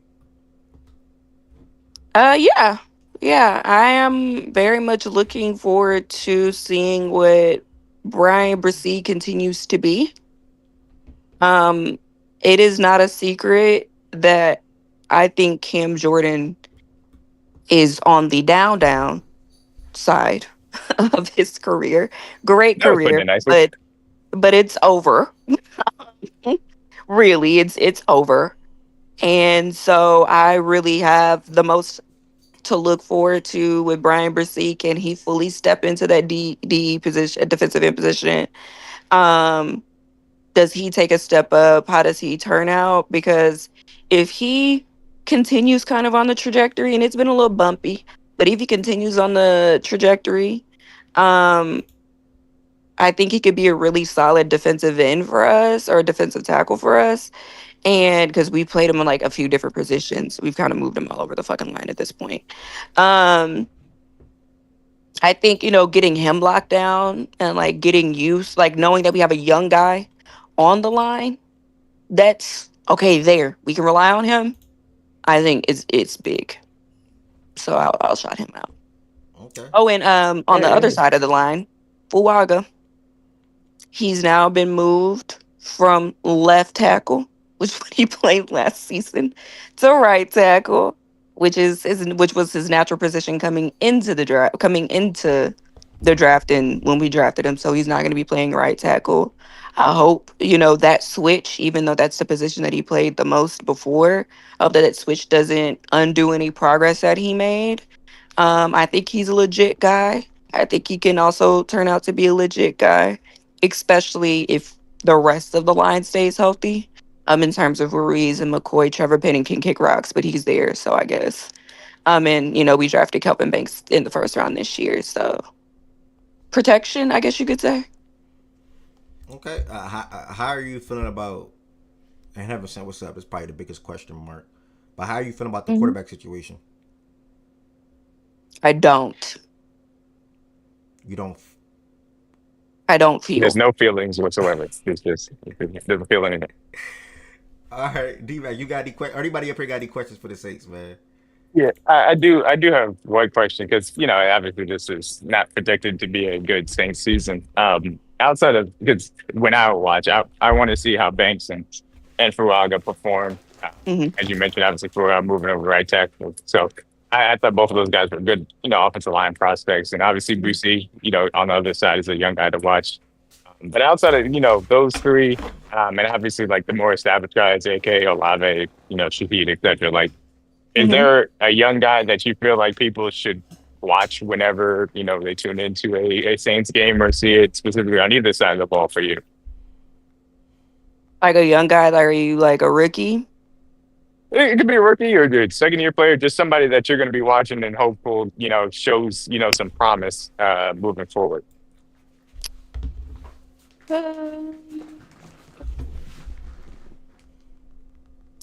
Though I don't think it'll happen. It would be great if he showed us one that he can stay healthy, but that he's something. Kendra Miller, can you be something, please? Oh, the running back. Okay. Yeah, Alvin is older, and I think, and I'm 99% sure he's going to end his career as a Saint because this previous contract, this previous extension that we signed him to, kind of takes him through that time. And he's kind of said he does not want to leave here. He's like Cam, he doesn't want to leave. Um, but you can't. AK is not a running back and has never been a running back that you want to lean your entire running game on. That's just not the case. And it'd be really helpful if Kendra stepped up. I guess you could also say Devin Neal. He's a rookie out of Kansas.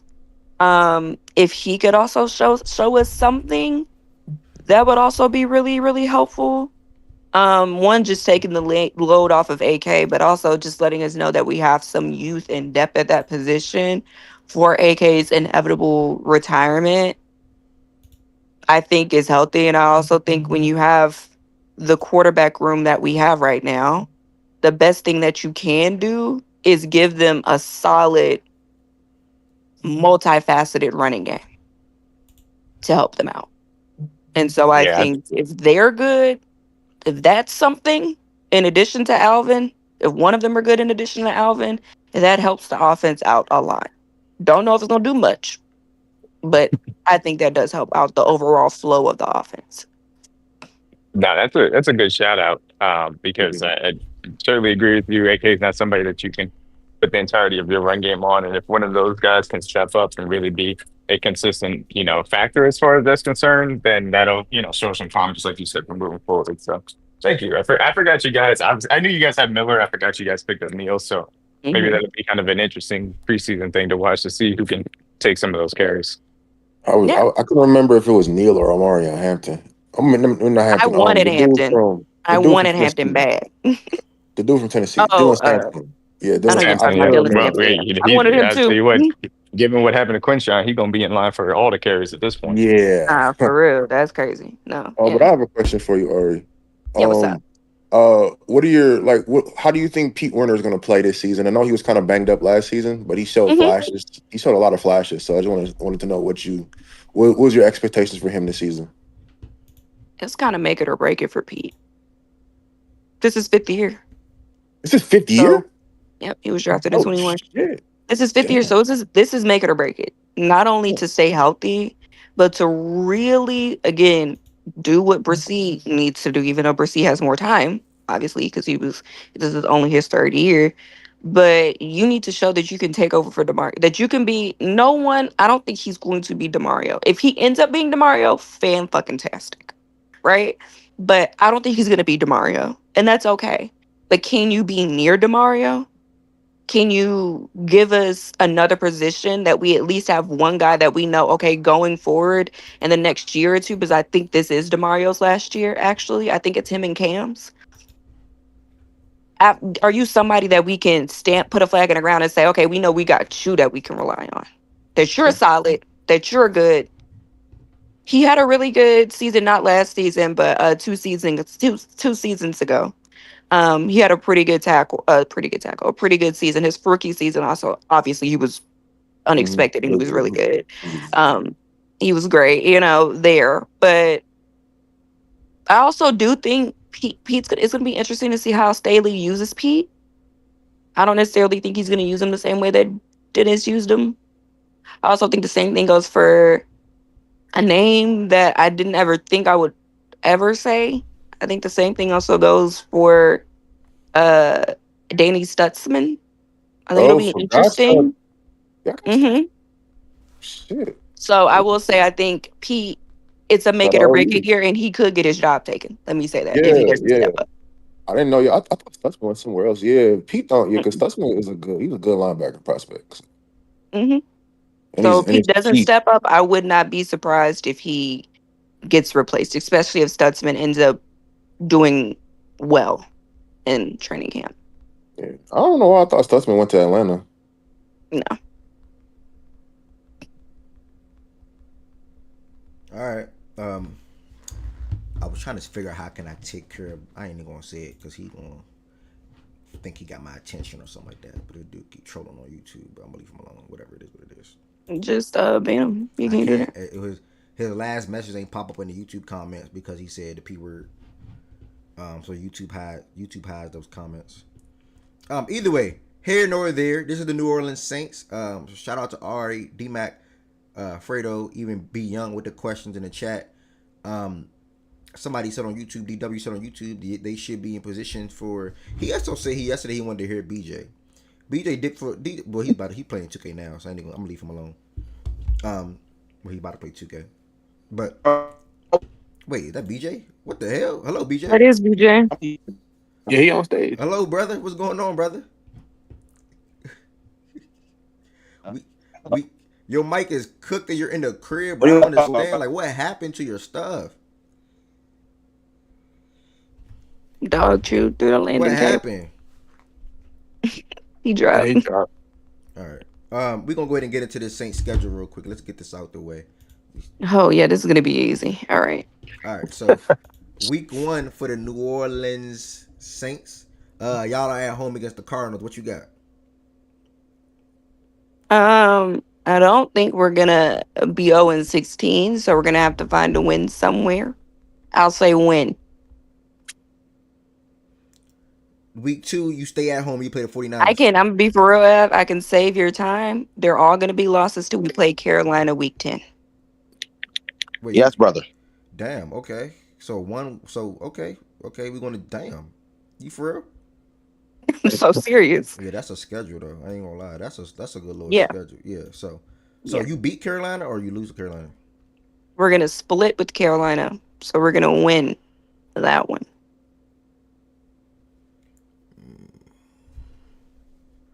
Hold on.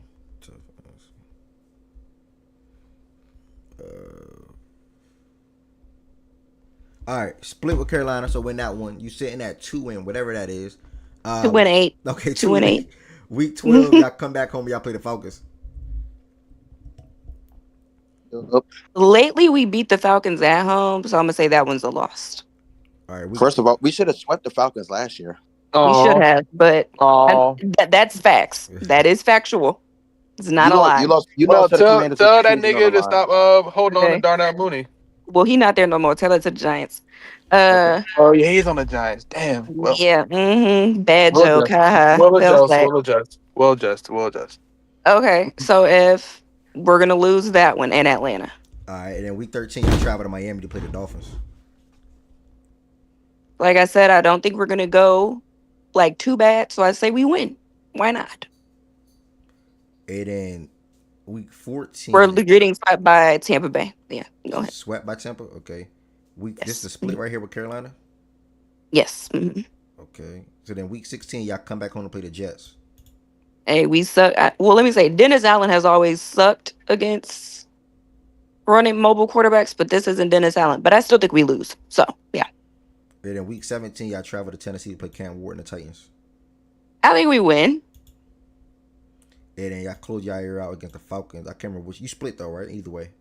Yeah. So I gave that first one a loss. So that's a win. So win Atlanta, win Carolina, Because win. think about it. If Atlanta is where y'all think they're going to be, right, they should be resting niggas. So yeah, we'll win. Oh No, that's God, nasty. no, Nobody said they gonna. no, Nobody no, said they no. gonna be No one in said some crazy state or like, especially at week he ain't resting 18. nobody. If you wrestling, you gotta have 12 or 13 wins, or at that point. I don't think they're gonna be up there. Is that not I what mean, y'all we think can they're get going that. to do? Or have We your can get that. division, I don't know or that. have your division locked up. Like I don't think they're gonna have it locked up. Like I think they're gonna be right there with Tampa. I think Well, let me just say this. That was going to be a win regardless. So Okay, yeah. Okay. type shit. All right. So Yeah. you We're split not with getting swept by Atlanta. split with Atlanta, split with Carolina. You beat the Arizona Cardinals, Miami.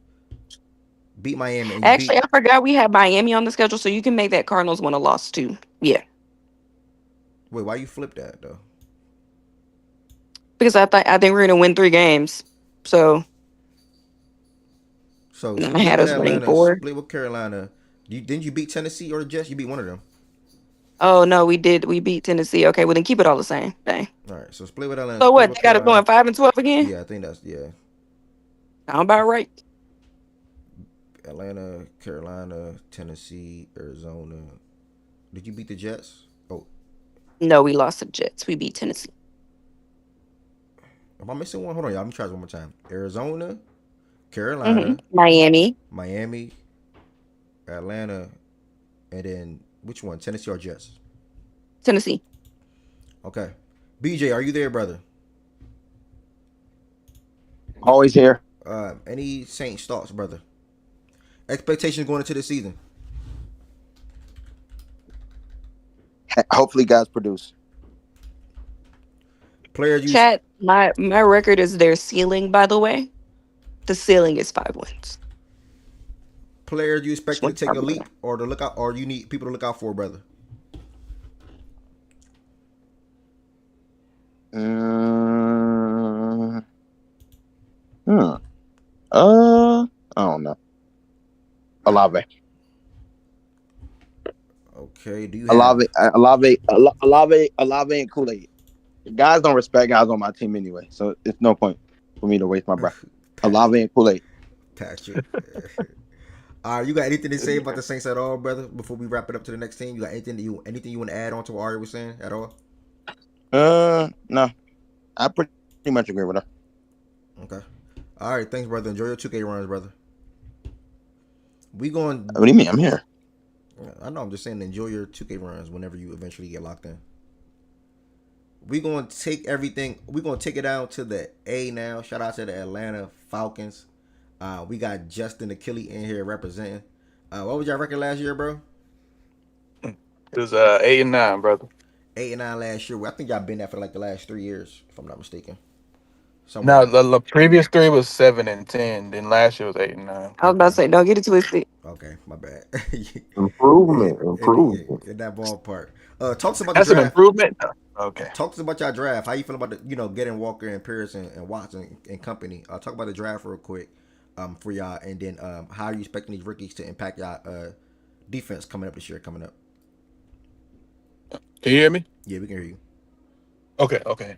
Yeah. So pass rush obviously been an issue of ours since the beginning of time for the Falcons. So, we double dipped. Obviously it's a gamble because we spent our first round pick next year. To move back up into the first round and getting Jalen at 20. I'm sorry, not Jalen, James at 27. After we took Jalen at 15.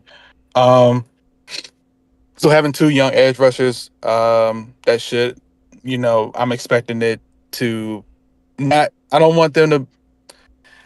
I don't know. It's tough because I don't want to put too high expectations on them. But I think if we're taking 2 edge rushers in the No, put them. Make them first high. Make them high. Make to them high. the first round, leave me alone. Uh, uh, I don't know. I just want them to come in and just improve our pass rush. I'm not expecting them to change it overnight. I mean, that's kind of crazy to ask 2 rookies to come in and completely change our pass rush. I think hopefully that is the goal with both of them. Um, one with like Jalen being kind of like a Swiss Army knife, him being all over the field versus just being an edge rusher. He'll be edge rusher just year 1 just to get him acclimated to the NFL. Um, but yeah, I just want them to come in and just have the improvement. Just be a difference from last year. Having like older guys, we're going with youth and athleticism now. So, um, hopefully they come in and kind of have that improvement with us. Xavier Watts.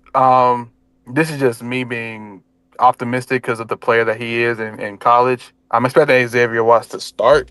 They might give the nod to Jordan Fuller, but I just think when training camp comes, they'll see why we. Well, they'll be confused because he fell to the third round. I don't know. I still don't. To this day, I still don't know how we got Xavier Watts at 96. I thought he was definitely like a top 50 guy going in the second round, but if he does start, I think him and Jesse Bates will be a hell of a safety duo. Um, Billy Bowman, I think he can compete for our nickel position, with D. Alfred and Clark Phillips the third. So, um, but I think he'll probably won't be a starter to start off, but he can just at least compete for it. So, I'm really just expecting our first three guys, Jalen Walker, James Pearson, Xavier Watts to come in and have that impact early on in the season. So I'm leaning on those three for sure. You just said a lot of things. Speaking Yeah. onto that draft and how y'all doubled down and Xavier ultimately taking over that Jordan Fuller free safety spot. So thank you for that. Yeah. Now getting into the season a little bit outside of the rookies. What's your expectations for this season coming up? Man, playoffs. That's really it. Just getting into the postseason. I feel like we've always gotten so close, and it's always like a game or even a play that keeps us out of the playoffs. So I think that's just the main thing for us, just getting to the postseason. I think we have the pieces to make the postseason. We just got to go out there and do it. I'm expecting Michael Penix to show why we took him at 8. Obviously, that was a very controversial pick with us paying Kirk Cousins and you know giving him all that money after he had his injury, and then we taking Michael Penix at 8. Just building off those 3 games that you had. You showed promise. Some accuracy things that need to be cleaned up, but I think as he gets more reps with the starters, with Drake, with Darnell Mooney, with Kyle Pitts, even Bijan. Um, I think the accuracy will be cleaned up. So I'm expecting some things from Michael Penix. We know the talent that he has, the arm talent that he possesses. So just building on those 3 games and just continue to get better, building that rapport with your receiving core. Um uh Let me see. What else am I expecting? I think with Drake, I think he cement himself. I think if you're going off last year, you could say Drake was a top 10 receiver, but I want him to aim higher. I want him to get to the Pro Bowl. I want him to get an All Pro to his name. Mm. He has the talent. We just had to get him the quarterback to do so. This is like his fourth or fifth quarterback he's had since he's been in the league, and I think he's building the best chemistry with Michael Penix. So, um, I'm expecting him to be in the Pro Bowl and All Pro convos. Same thing with Bijan. I mean, Bijan, we know the talent that he is. Just continue to get better and cement yourself, um, potentially as RB1 in the league. All due respect to Saquon, obviously, but we want to be like right there with him. Um, but my main thing is just the main thing is just playoffs, man. We got the guys, we got the talent. We just got to get there. So I'm expecting the playoffs for sure. We spoke on the rookies and how they can impact your defense this upcoming season, and then we spoke on your expectations for this season. Now I I'm don't going know to about ask that you, nigga. going into the season, we're just going to start about a month and a half or something like that. Uh, Uh-huh. what's the biggest thing that worries you about your team this year? Um, Biggest thing that worries me, probably 2 things. The one that kind of really I'm kind of paying attention to is our secondary. We have guys. I mean, we have AJ Terrell. Obviously, I think he's a good corner. But then after that, it gets kind of shaky. I mean, Mike Hughes is an okay CB2. He had a solid year last year, but then after that, it's just. I mean, obviously we got Jesse Bates, but it's AJ Terrell, Jesse Bates, and somewhat of Mike Hughes. So we're leaning on potentially like some of our younger guys that we drafted in the past couple years, and D. Alfred, the nickel that we had. I don't know if people have seen it, but it was this one clip against the Vikings where he just like fell down and Jettis was like wide open. This shit And was hilarious, that bro. shit, yeah, I know I can laugh at it now, but in that moment, I was like, bro, like, That's some of what can you say? the worst like reps I've ever seen. Like I that don't that know what he was looking at. So that's why that is a concern of mine because it's shit like that that can, you know, kind of I can mess up our secondary, but hopefully like that was just like a one-time thing, but he's just not a good nickel. So I'm looking at our secondary and then honestly, like I speak on him, being taking that leap, but Michael Penix, he is Mark still. We saw the promise in those 3 games, but it's not really much to go off of to say, okay, that's the guy. So I still have some concerns about him potentially being the guy. I believe in him. I want to believe in him, but I think he's still a question mark. So as far as who he is going to be in this league and who he is going to be for this team. So um, I think that is a level of concern for me as my quarterback because quarterback has been like a revolving door. It feels like the past couple of years. So we're hoping that he is the guy for us this year. So secondary and our quarterback situation.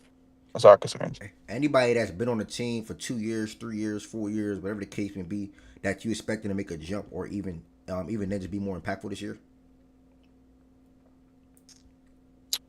Mm, I probably say Rook Aroro from we drafted him last year from Clemson. With Grady Jarrett being gone, we kind of need somebody on our D line to kind of step up and kind of obviously like Grady's a great player, so we not expect him to be Grady like off the rip, but we needed like to show something. Like he didn't really play as much as he should have last year. Um, but I think Rook Rohoro, I hope I'm saying his name right. I just call that nigga Rook, but um, I think we kind of need him to kind of step up and be the guy on that D line. Um, Linebacker Troy Anderson. We drafted him, I want to say in 2022. He's a linebacker. He's always been hurt, but he is an athlete. He's very athletic. He's very fast. So we just need him to stay healthy and just be available. Uh, because we have drafted his replacements. We drafted a linebacker last year, and then we drafted Jalen this year. So um, it's kind of like make or break for him. So Rook and Troy Anderson, they just need to step up. What's the first name? Luke, you said? Rook like Ruke, I believe. Oh, Rook Rook was Aro. okay. I found him. Okay, Yeah, from Clemson. okay, them two. that nigga was a project, so this should be a Yeah. year in the NFL. You should see some hmm flashes from him.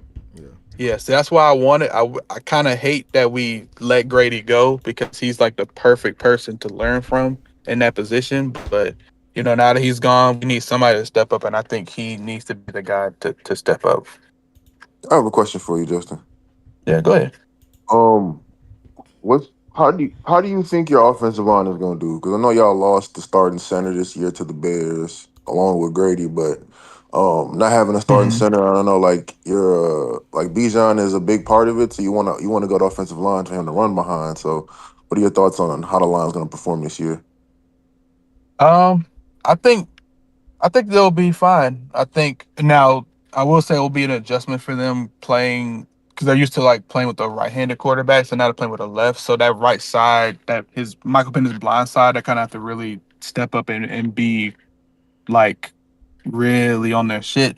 So my right guard, Chris Lindstrom, I don't have to worry about him. He's arguably the best right guard in the league, so I don't worry about him and him not producing. It's just that right tackle, Caleb McGarry. I think he really just has to be on his shit. It's a contract year for him, so if he wants to get paid, whether it's by us or by someone else, then I think he needs to really kind of be play his game and be together with the O line. But I think the O line as a whole, we got Ryan Newseel as our center. Um, I think he was okay last year when he did play. We did lose Drew Dahlman. Um, so it will be kind of a little bit of a drop off, but I think for the most part, I think since we got everyone else is pretty much the same, we're just changing the center. I think it'll still be productive. you got a Okay. you got a question on YouTube. Uh, Mhm. do you have faith in Raheem Morris? On paper, the Falcons have talent, but will he be the downfall of the Falcons? Will he be the downfall of the Falcons this year? Um, hon- That last all I need to hear. the laugh for a second because I think about that Commanders game when he ain't called no timeout. Oh, man. Honestly, I think the culture that he's setting, I believe in Raheem with the culture. Now, the coaching decision that he's made, um, kind of leave a lot to be desired. Like with the call in the Commanders game, he didn't call the timeout. When we were going down the field, but I think those things can be cleaned up. So I believe in Raheem. I believe in the culture that he's setting. The guys, he's really trying to get them to believe in the system, believe in the program, and I think they do. Um, so I'm putting my faith in Raheem. I think last year we kind of had some ups and down moments, but this is a new year, so I believe in Raheem. I think he can turn this around for sure. Do y'all win the division? Yeah, Okay. yeah. Why the fuck I y'all believe. don't? You funny. I believe that. Yeah, we're winning the division for sure. Okay. Sound good. But I believe we gonna win the Niggas division. got that much confidence till they lose that week 14 game. Now they out the playoffs. Speaking of whatever the week 14 game is, we're gonna go ahead and get into the schedule right now. Justin, my Wait, dog. I got a question. I got a Oh, question. I got a question. feel It's free. not a troll Uh, question either. Feel free. It's okay, it's not a not a troll. troll. Okay. No, I'm not trolling right now. Okay. Yes, ma'am. Um, before I ask my question, y'all kept your offensive coordinator, right? Your one from last year. Zach Robinson. Yes, we did. Yes. Okay. I know a lot of y'all had issues, and granted, Kirk was the quarterback, so a little bit differently. But I know a lot of y'all had some issues with the way that some of your weapons were being used or not used. Let's say that. Do you think that was a scheme thing? Do you think that was constraints of the aging, old, injured quarterback that you kind of had, or do you start? Is that a Zach Robinson thing that you hope gets Uh, changed with Penix being your new quarterback? so I think definitely with Kirk, I think we were limited as far as like what we could do because I don't think Kirk Mhm. was 100% healthy from Mhm. when the season started against the Steelers. Because he can never throw off of the back foot. Like, and Yeah. we ran little to no play action. And then as soon as we What got the Michael Penix, shotgun? that's when we started doing it. Yeah, a lot of shotgun. And then we got Michael Penix and we saw a lot of we ran more play action. Not a lot, but we ran more play action. So I definitely think Zach Robinson was tailoring the offense to Kirk and his limitations. Mhm. Because he also like his arm, it wasn't the best, but I'm attributing that to him just being older. And Mhm. then obviously his coming off his injury from he was with the Vikings. So I definitely think the offense will definitely be more open with Michael Penix because he's not a mobile quarterback. But he can move more than Kirk Cousins can. Yeah. So I think definitely last year was just like a Kirk Cousins thing, and it was his first year, so he's trying to get his feet wet as an OC. Mhm. So I think he's still learning on the job as he goes. So I think this season with Michael Penix not having any limitations injury wise, knock on wood, of course, but I definitely think this year we'll see a more open playbook for sure. Okay. Thank you, Ari, for that question. Justin, thank you for your time so far, my brother. Again, if you're on YouTube, Yeah. make sure you hit that subscribe button. If you're on Twitch, it's your first time, make sure you hit that follow button. And shout out to the ones that's here that's live right now on both platforms. Even if you live on Twitter, thank you. Make sure y'all pull up to the Twitch or YouTube sometime and or follow me on Twitch. It's Edward Jr. And then make sure y'all subscribe to the YouTube, which is Facts and Stats, as you can see on the screen. Week one, Justin, y'all play against a divisional opponent. Now, obviously, the Tampa Bay Bucks. A lot of people are expecting y'all two to be the best two teams in the division this year coming up. Again, what do you got this game going? Y'all are at home. We're at home. I think it's a W. I think Tristan Wirfs is Out. out Yeah. for like the first few weeks. So I think we definitely need to take advantage of that. Because Baker has given us issues since he's been in Tampa. So we got to come out firing. So I think this is a dub at home. Week two, y'all travel to Minnesota to play the Vikings on Sunday Night Football. They don't have Addison, right? Yeah, They won't have he is Addison. suspended for like what the first three games, I think. 3 or 4, I can't Yeah, remember. 3 or 4. Yeah. Mhm. Okay. So away game. They got JJ. He's kind of a question mark. Loss. Shut up, nigga. Go ahead and give it a loss, bud. Next. I'm gonna go ahead and pencil this as a loss. Yeah. Week 3, y'all travel to Carolina to play the Panthers. Dub. Week 4, y'all go back home now to play the Commanders.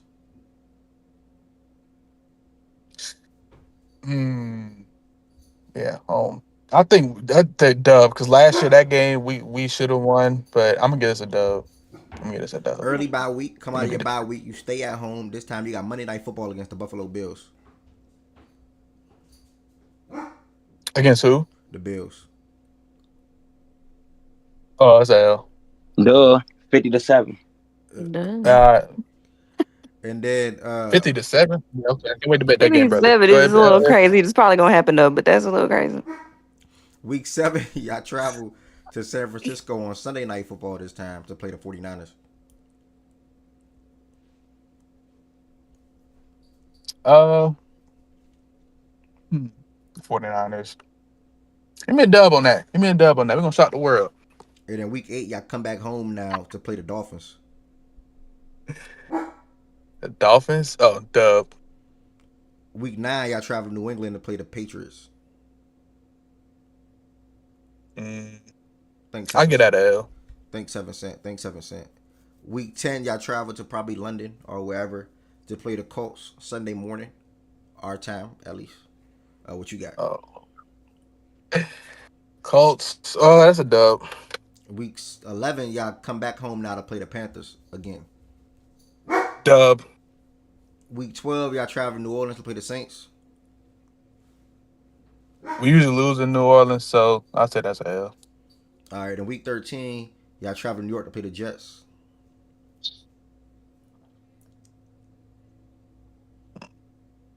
I get out of dub. And in week 14, y'all come back home now to play the Seahawks.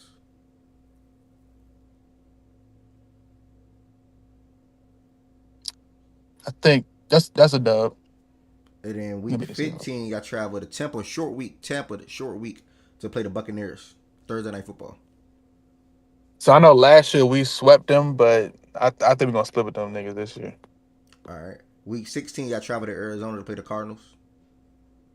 Dub. And then week 17, y'all come back home now, Monday Night Football to play the Rams. What you got? Y'all got a couple of primetime games this year. Yeah, we got 5. Right. The Rams. Y'all's crib, Monday Night Football. Get ready to see a lot of ass. Rams at home, Monday Night Football. Give me Justin, be for real. Give me an L. Okay, And then thank week you. 18, y'all at home against the Saints. All right, leave me alone. Saints at home. That's a dub. You already gave us one, so you're gonna win that one. I think if I'm doing that correctly, I think I got 10 wins. As I was tallying on my fingers, it was 9 and 8 or 10 and 7, one of them. So I'm going to try. If you can, do you remember your? I know you split with the Saints, split with the Bucks. Yeah. You lost to the Rams. You had Bills. You lost to the Bills. Bills. And then you lost to New England. Yeah, and also New England. That's 5. You lost to Vikings on week 2 too, right? Yes. Yeah. 6. That's 6. That's 8. And then you lost one of these bum games up here. It was the Patriots game. Yeah, the Patriots. You already counted the Patriots. Yeah, it was already the Patriots. Yeah, we already did that one. Yeah. So it's just 6. Nah, it was so total 11 and 6 then. 11 and 6. Yeah. I don't think that's right, y'all. Hold on, wait. One Tampa loss. Hold on. Tampa, Minnesota, split with Carolina, split with the Saints. That's 4. Patriots 5. Rams 6. Did you have y'all beating the Niners? He had them beating the Niners. He said they was gonna shock the world. Okay. Yeah. Yeah, it's Wasn't just the Dolphins the L? No, you said Dolphins is He dub. said they was gonna win. I lost to the Patriots, beat the Colts, beat the Panthers, lost to the Saints, beat the Jets, beat the Seahawks. No, that's 11 Lost and to 6 then. Tampa. Okay, think about it this way. 2 losses are gonna come in division, right? 2 losses are gonna come in division. Then you have the Vikings, you have the Bills, you have the Patriots, and then he doesn't have them. Then it's the Rams. So he has them beating the Jets. He has them beating the Seahawks, and yeah, their final losses. He has them beating Arizona. We already What about said the they split Commanders with Tampa game? Bay. It's the Rams. So It's what's 6. that's 6? Yeah, it's 11 and All 6. right, 11-6.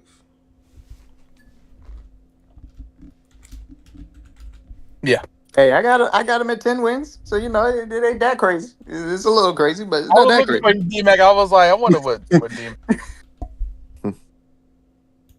A lot of I craziness. mean, with worst injury, that Tampa game, yeah. So yeah, It's I just the mean, first one. that's the first game of the season. No Tristan Wirfs. Yeah, that actually was a swing game for me because when I had initially picked the games, I had Worth's. I assumed that he was going to play in that game, and I had picked the Bucks in that opening game. And but now that he's down, and I know that the Bucks wide receiver is going to be going through some things, and Mhm. especially with Liam Cohen now moving on, like I'm inclined to pick the Falcons in that opening game, and that would give them the 10 wins in the division, and I have the Bucks right now at 9 wins. So.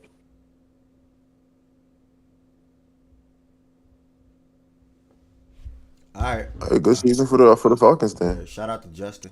We're gonna take it to what is this? 3 straight years I won a division, or the Buccaneers won a division. It would be 4, right? 4 straight years.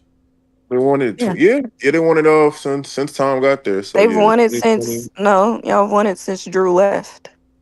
Because we won it. Oh yeah, they did. Y'all, yeah, Yeah, the Saints Yeah. did the win first, that division. yeah, hmm Well, the first year they ended up winning it. they won the Super Bowl though, but yeah. Yep. Yeah. Y'all won the Super Bowl, but we won the division. Talk to us about But they didn't have an offensive line, but it happens. Yeah. Man, that was a great hate watch, man. Jesus. we got Fredo up here to represent the Buccaneers. Fredo, I want you to talk to us about this rookie draft class. Do you think any of these rookies will make an immediate impact or have an impact this season coming up? Definitely. I think Ibuka is gonna have a really a good impact because I don't know if Godwin is gonna start the season.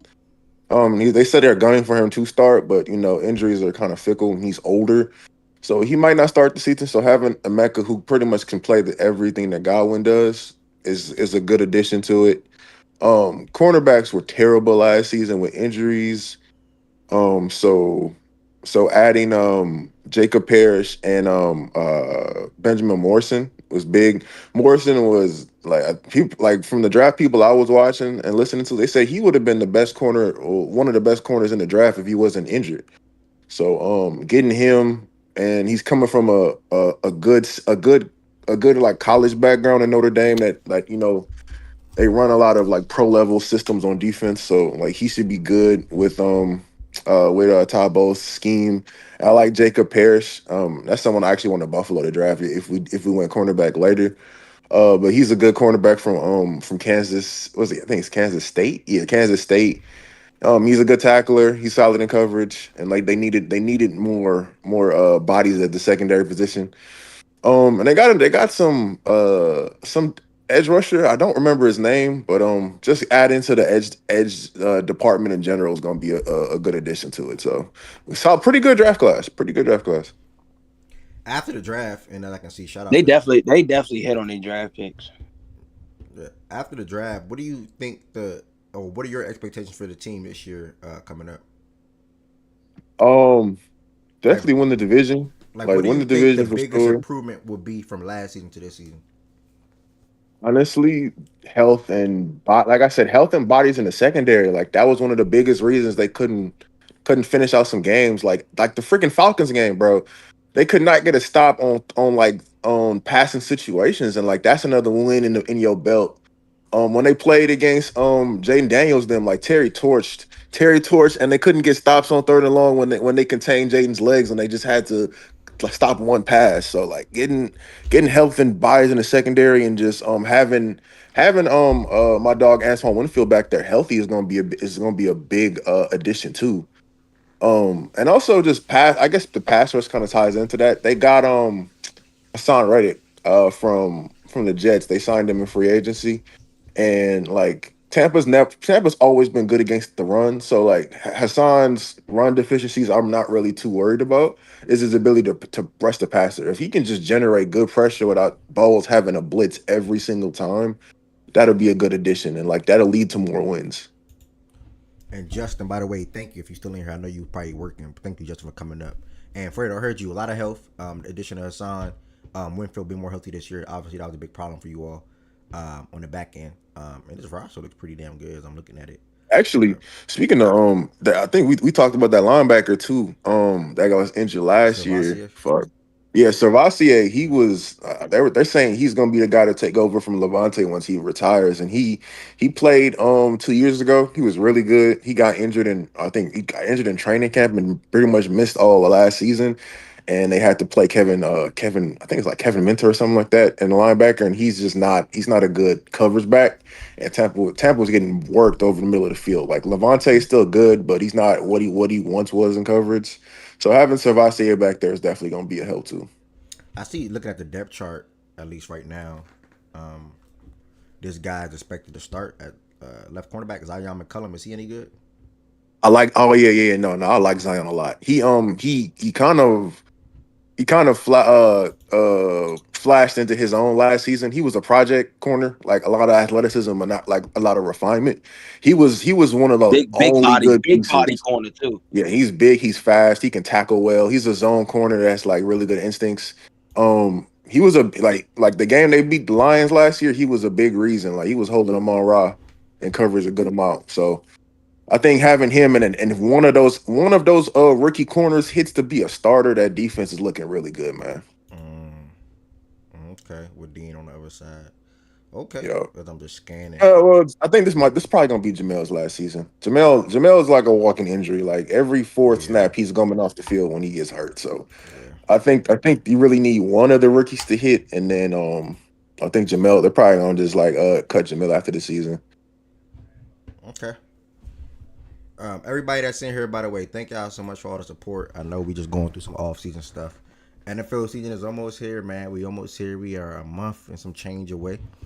To continue on down with you, I want you to get into some players that's been here for a couple of years, whether it's 3 or going into year 2 or 4 years, whatever the case may be, that haven't had an impact yet. Or you just think they're gonna be better than what they were last year. Like, what are some players you expecting to take a jump or make a big impact for the Bucks this year? I think I really like Yaya Diaby. I don't think he's like a premier edge rusher, but I think in a rotation he'll be really good. He had a really good rookie season. He struggled last season with injuries, but when he flashed, he did flash.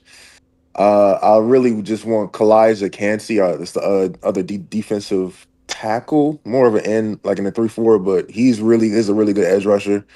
He's one of like the most athletic like interior rushers in the league. So having him healthy, being able to just get interior pressure and just have pretty much eating off of Vita's double teams, that'll be really good to see.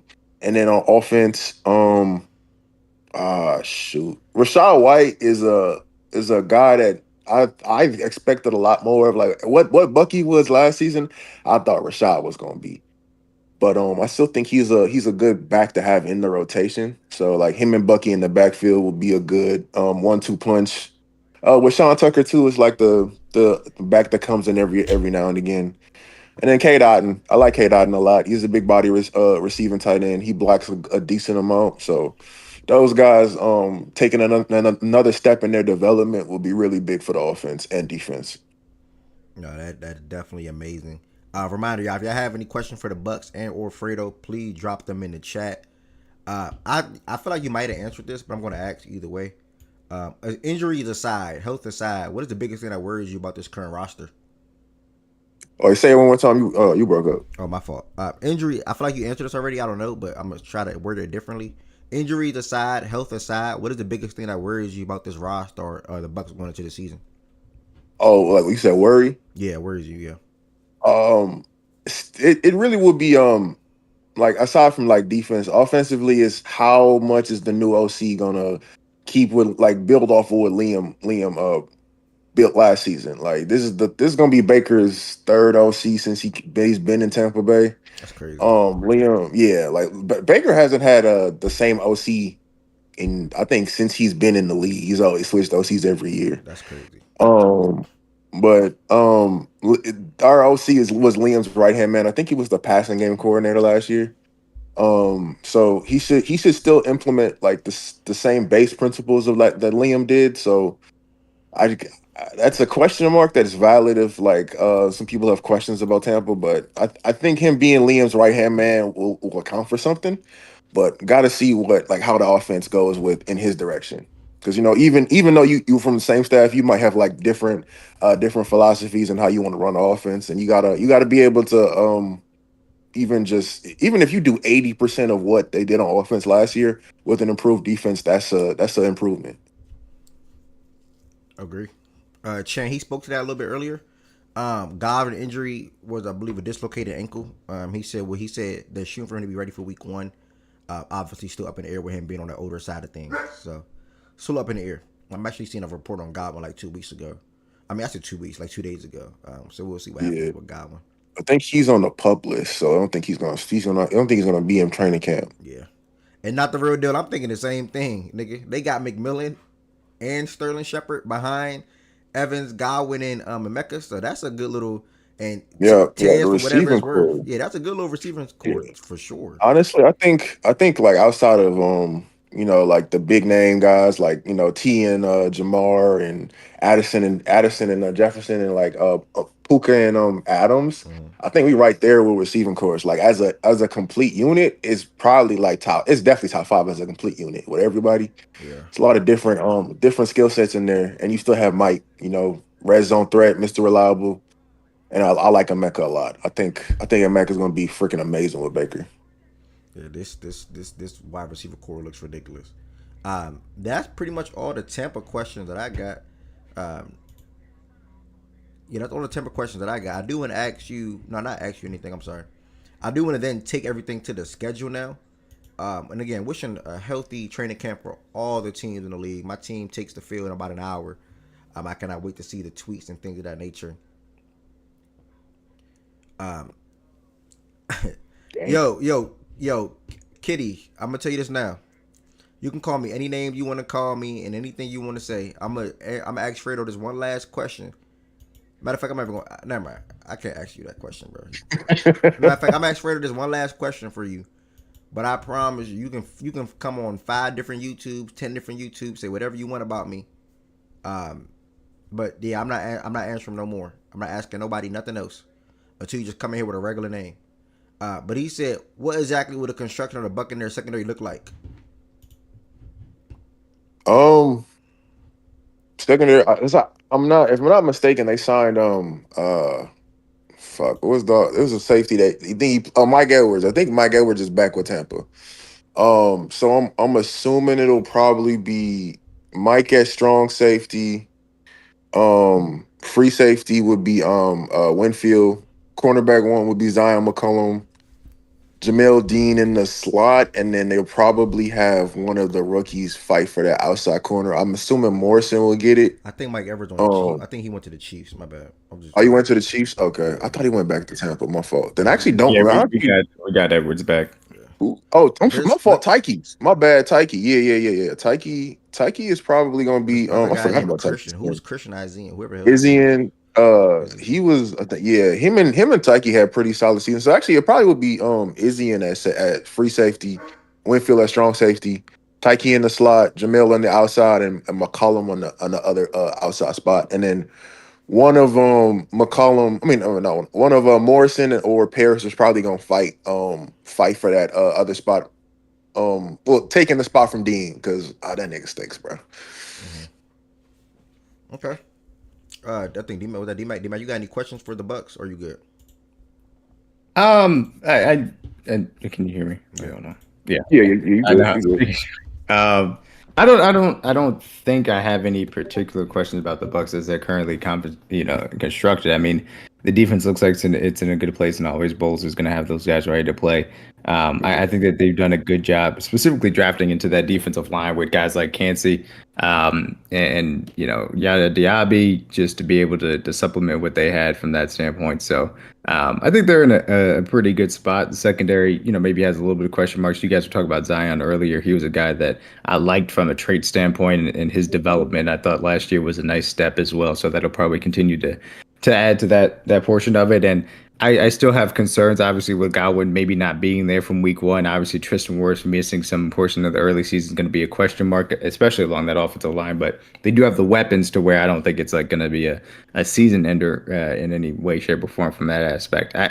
My question for the Bucks would be kind of what is the overall direction?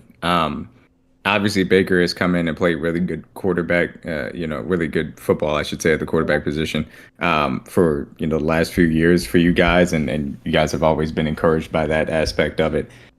Is the direction overall, and this isn't necessarily just a this year thing, but like direction overall, is it just to continue to kind of see on this pathway? Is there something you would like to see them do to try and push more into being, a real NFC contender level from that aspect?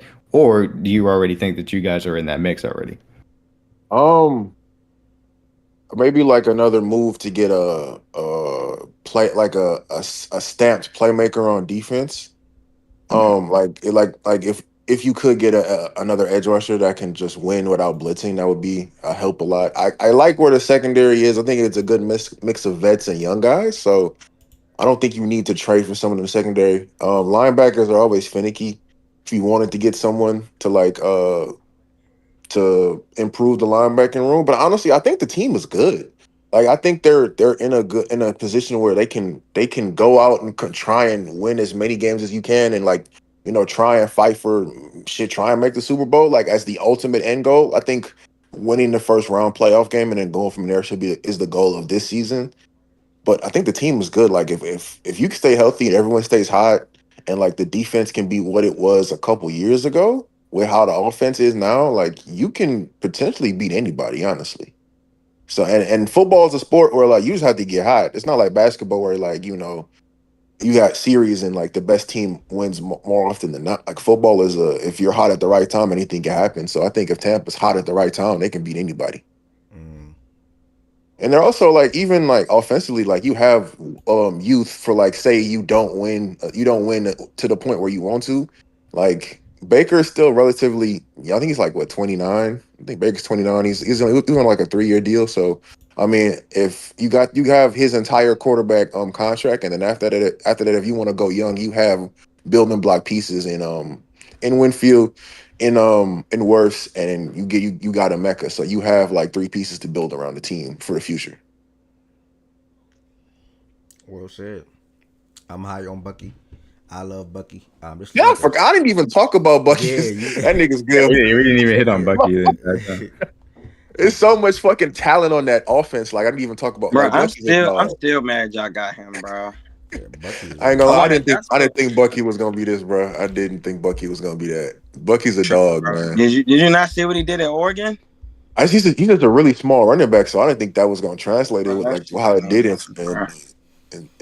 the season. And like, well, granted, like shout out Graham Barton though. Like that's the pick from last season that really changed the offense because you didn't have a center. You couldn't run the ball with Tom's last season.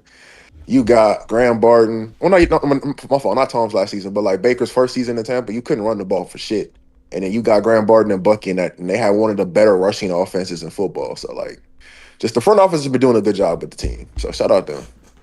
Yeah, no, I definitely understand. But hey, look, you from your aspect, you feel like you guys can go toe to toe with anybody in NFC. Then hey, I understand. And look, if that defense kind of comes together, I get what your point is as far as there is an aspect of the defensive line that maybe could use that that alpha level pass rusher that you guys had specifically last time you went on a run with Shaq Barrett. So I understand it from that standpoint. It was Barrett and JPP, the entire defensive line at that point. But yeah, I definitely understand where you're coming from. As maybe that being the last piece to try and push you guys to true contender status. But hey, there's opportunity for you guys to try and go out there.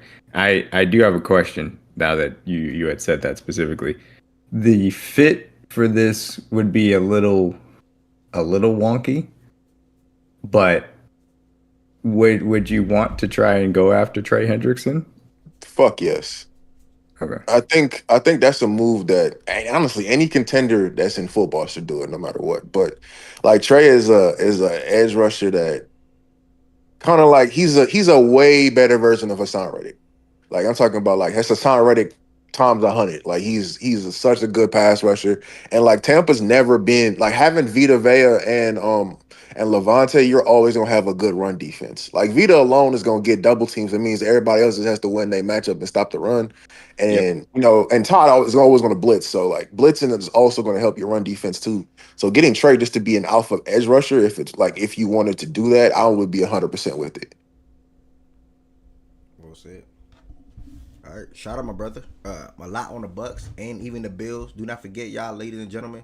Tomorrow is the AFC South, so I'm gonna make sure I reach out to Spody and Jaja today, and I'll try to find the Colts and the Titans representative. I'm gonna hold off on the Panthers today because I do trust and believe I would definitely hear from Jada within the next week. So I'm gonna hold off on them and ask her the questions whenever I can't ask her the questions, whether I'm live on air or whether I'm in a chat or whether I'm in playback, whatever the case may be, and I'll just add things that she say as far as the record to this document right here. But to the Bucks schedule, let's take a look. What was it, 10-7 last year? What was your record last year? Yeah, I think it was 10-7 won the division. Start this season off against a divisional opponent. You traveling to the Atlanta to play the Falcons. What you got? Yeah. I know Justin said like not having worse is a worry. And it is a worry. I still have to see like those rookies in Atlanta, like what they will do in the NFL. So I'm gonna say that's a win. I still think our offense is good enough to, even without worse, to beat Atlanta. So that's a win. Week 2, your first primetime game. You traveling to Houston to play the Texans on Monday Night Football. That's a L. Week that's 3. A fucking yeah. That D line. I ain't gonna lie. That's gonna be a good one. That's like a lot. 28-24. If Tristan was healthy, I would feel a little bit better. But nah, bro. Like Tristan Wirfs. Ah, damn. Actually, never mind. Take that back. Anderson. I think the whole time. I think they're saying he probably be ready by like week 3, week 4. So them first. I don't think they rush him back because I just feel like they shouldn't. That's not someone you want to play with. To win. Yeah. So any game he don't play, I'm fucking nervous because he is the most important player on the team. But if you're not playing a pass rush, you're fine. Yeah, but that's the Texans. That's why I got the Texans as a loss. Yeah, the Texans got a pass rush. They got 2 of them. That's why I forgot. I ain't gonna lie. I forgot. All right, week 3, you come back home now. Where your first home game of the year, you play the Jets. The Jets. That's a win. Week 4, you play the Eagles again. Y'all been having success against the Eagles. Obviously, last year's game they didn't have. We do. If Tristan's back, I got that as a win. If he's not, then that's a loss. So for right now, I'm assuming because that's what week 1, 2, 3. He should be back around then. So I'm gonna say win. All right. I'm gonna say win. Week 5, y'all travel to Seattle to play the Seahawks. I got that as a dub. Week 6, y'all come back home again to play the 49ers. Fuck. Shout out with Goods, but that's a dub, man. Week 7, y'all play y'all second Monday Night Football game. This time against the Lions in Detroit. We got them last year. I know they probably gonna want that get back. I'm gonna say that's a loss though. All right, week 8, y'all travel to New Orleans to play the Saints. That's a dub. And then y'all going to y'all bye week 9. Y'all come out of y'all bye. Y'all travel home to play the Patriots. Yeah, we should be fully healthy. That's a win. And then week 11, y'all travel to Buffalo to play the Bills. I think that's a loss. Week 12, y'all stay on the road. This time, Sunday Night Football, you travel to LA to play the Rams. That's gonna be a litmus test to like what D-Mac was saying. If we can't compete in the NFC, I'm gonna say that's a win. I'm gonna say that's a win, man. Week 13, y'all go back home now for a 3-game home streak. Coming up, you got the Cardinals. Week 13, or stand. I'm sorry. As much as I love the team, I know Todd Bowles has games where like the team just tricks shit off. I think they lose to the Cardinals actually. Okay, week 14, do y'all sweep the Saints? I think we sweep the Saints though. Yeah, I think we sweep the Saints. Week 15, do y'all sweep the Falcons? I think we split. I think they split with the Falcons though. Okay. So I got that as a loss. It's a short week, so it can make sense. And in week 16, y'all stay in y'all division again, and y'all got the Panthers in Carolina. I think they beat the Panthers. They beat the Panthers in Miami. So that's a 3-game win streak during the season. Okay, and then y'all beat. Okay, cool. Yeah, I think they sweep the Panthers and they beat Miami. 12-5. How that's looking, y'all? How that sound? In the chat. I think that's the ceiling. In the chat, how 12-5 for the Bucks look, man? Talk to me real quick, y'all. How 12-5 for the Bucks look? Ain't no way in hell, bro. So Get the fuck out of here. I think I had them lose. You had them losing to so the Seattle game. I think that was a game that I had them losing. I think they lose that. And then the back-to-back Bills and Rams games. I had them split like that. I could see I that think being. I think they dropped both of them. Nana said no. Shaggy said F no. Chan said 10-7 or 11-6. And then D-Mac, you said you had them losing the Buffalo and the Rams game back to back. Yeah, I had them losing those Rams games, and the Seattle game. And again, this is a team, in my opinion, like 12-5. I probably would think it would be a little bit outside, but it's possible that I wouldn't say that's crazy. Yeah, I think that's the ceiling of the team. Yeah, like So they hit our own ceiling. Yeah. Yeah, I got them 9-11 wins, and it's the Seattle game, and then to me it comes down to the division. I think that they definitely are in a position where they could sweep the Panthers. They'll have a rest advantage on the Panthers. That Thursday night football game late versus the Falcons is going to be massive, and then obviously opening the season versus the Falcons is going to be massive. How they're able to perform in those games is going to, in my opinion, determine the NFC South ultimately what it comes down to. Yep, well said. No, I can see that for sure. Well said. Like I said, y'all, we're going to hold off on the Panthers for Jada. I am confident that I'll be speaking to her within the next 7 days. Tomorrow, they never played the Healthy Eagles. Yeah, I was going to say that, Shaggy. Tomorrow, do not forget, y'all, we are going AFC South. So I'm definitely going to reach out to Jaja and Spody today. If y'all know anybody that is a Colts fan, I'm going to reach out to Lou. He might be busy. Or any other body that's a Colts or Titans fan, please direct them to either me or just hit me up. Dame. Oh yeah, Dame gonna represent the Titans. If y'all nobody that's a Colts fan, just shoot to my attention, and I'll reach out to them. Tell them they can see if they can put up for the show tomorrow. And then Friday we are closing it out with the NFC East or the NFC North. I think the NFC North is probably the people view it as the best division in football and or second. So that's probably gonna be right before we do the AFC North, so that'll probably be Tuesday. So I'm probably looking like I'm leaning towards the NFC East on Friday, and where we have some Cowboys, Giants, Eagles, and Commanders fans pull up. And then that next week, Monday, is going to be AFC West, and then Tuesday NFC North, and then Wednesday AFC North, and then we're done with that with divisional stuff. And again, that Thursday is the start of preseason football. We're speaking on the Discord. We'll be watching that game live in Discord. Make sure you all join the Facts and Stats Discord. It is literally pinned on Twitch. It is pinned on the best what? I don't even know what you commenting to, Shaggy. It's pinned on Twitch, and the Discord is connected to the YouTube page as well. Fredo, Ari, BJ, D-Mac, Justin, thank y'all so much for pulling up today. Now I'm gonna leave the Discord myself, but thank y'all so much for pulling up today. I might have to get out of here a little earlier today. I know the first 2 days this week we did 4-hour shows. Today we sitting at 2.5 hours. Oh, why I said NFC? Because some people think that. Some people think the NFC North is the best division in football. Not saying I agree, but some people think that. Some people think the NFC North is the best division in football. So I mean, it is what it is. I don't know if the AFC North got a case for that anymore. To be honest, like I think the AFC North from the outside looking in. Like if I ask y'all who the best division in football is, what's y'all answer in the chat real quick? What is the best division in football to y'all right now to July 23rd before I get up out of here? Yeah, no, I gotta run some errands real quick. What's the best division in football to y'all before I get up out of here, man? Let me know in the chat real quick. What's the best division in football to y'all? Real quick. NFC East, NFC North, AFC North, AFC South. I mean West. Bro, it's probably the NFC North. To be honest. Y'all not even AFC. Hell no, it's not the AFC West. What the hell? Chiefs, Broncos, Chargers, Raiders. Chiefs, Broncos, Raiders, Chargers. Chiefs, Broncos, Raiders, Chargers.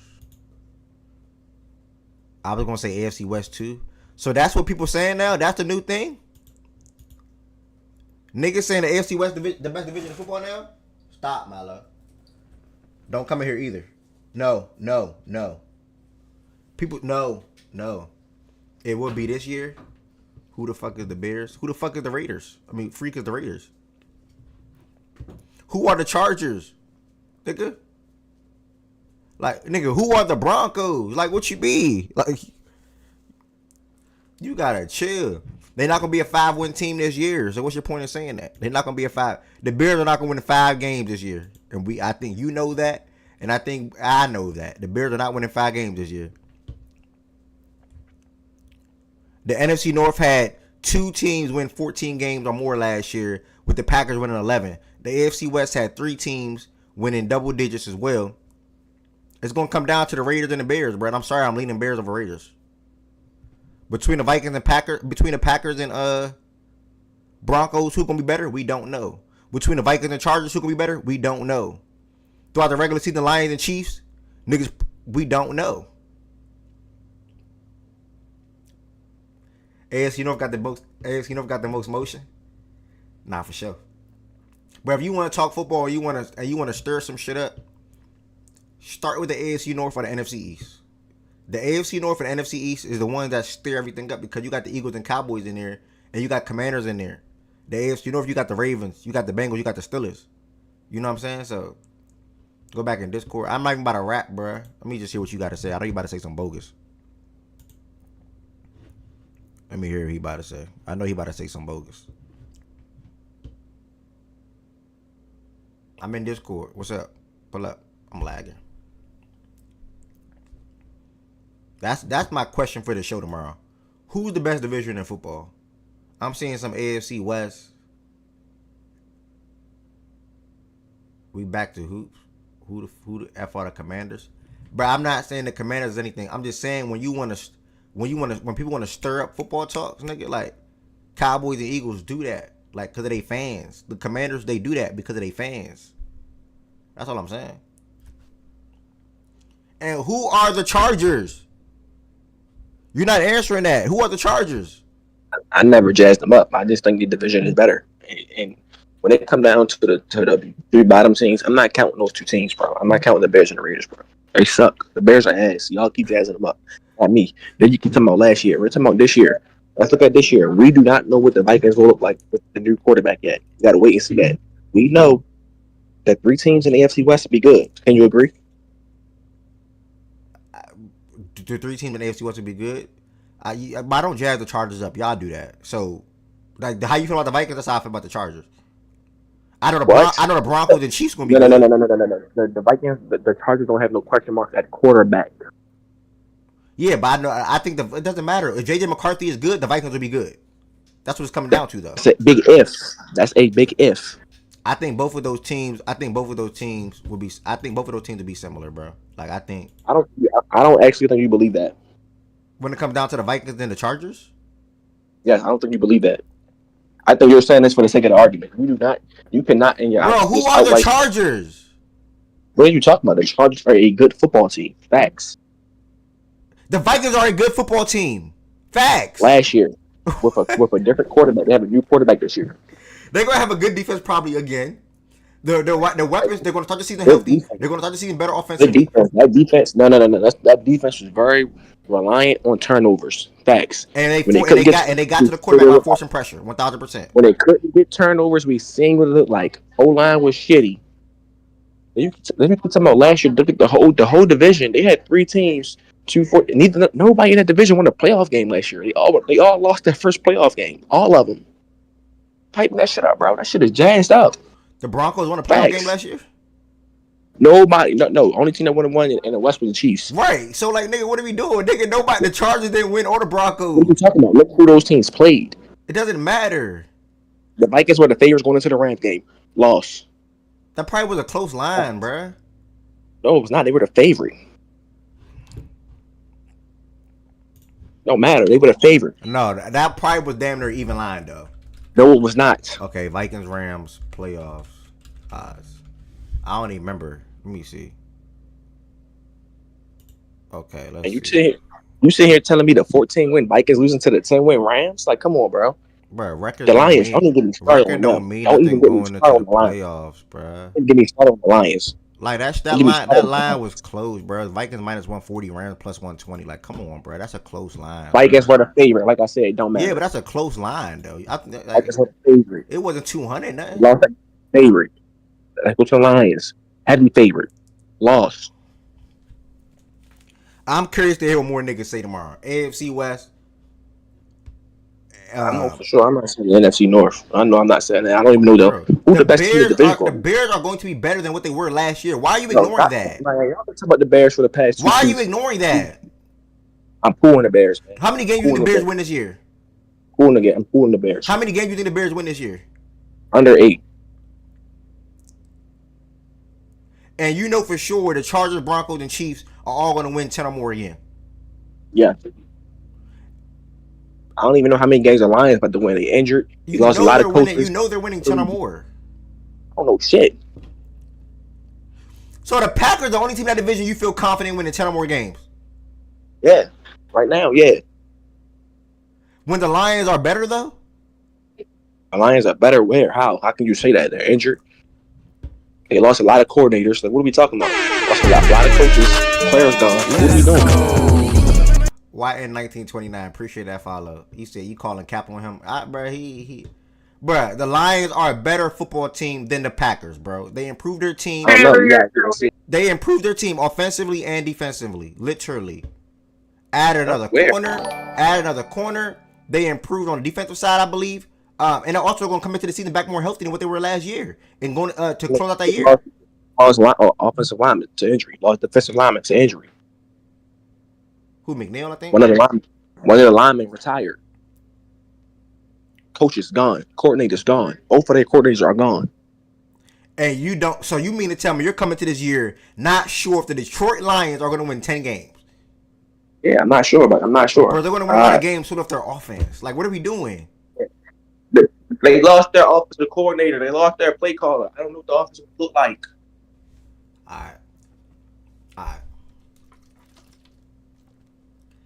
All right. He let it pack. All right, we gonna see. So you AFC West. I'm curious what people gonna say tomorrow.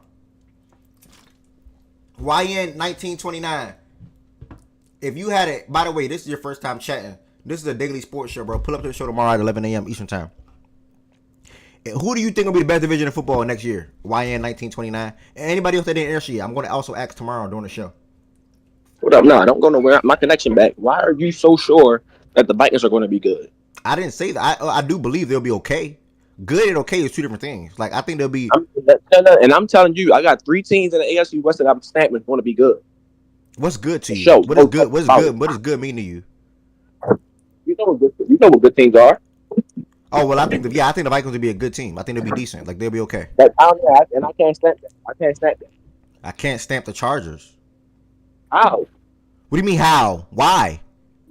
It just showed us last year they're building new coach, and he was doing this while Herbert was injured. The Vikings. The question was, who do you think will be the best division in football? And the Vikings showed us last year. With a quarterback that we've seen do it, we have not seen J.J. McCarthy yet. Bro. And we did not expect Sam Darnold to do that last year. You cannot say that. You did not expect that.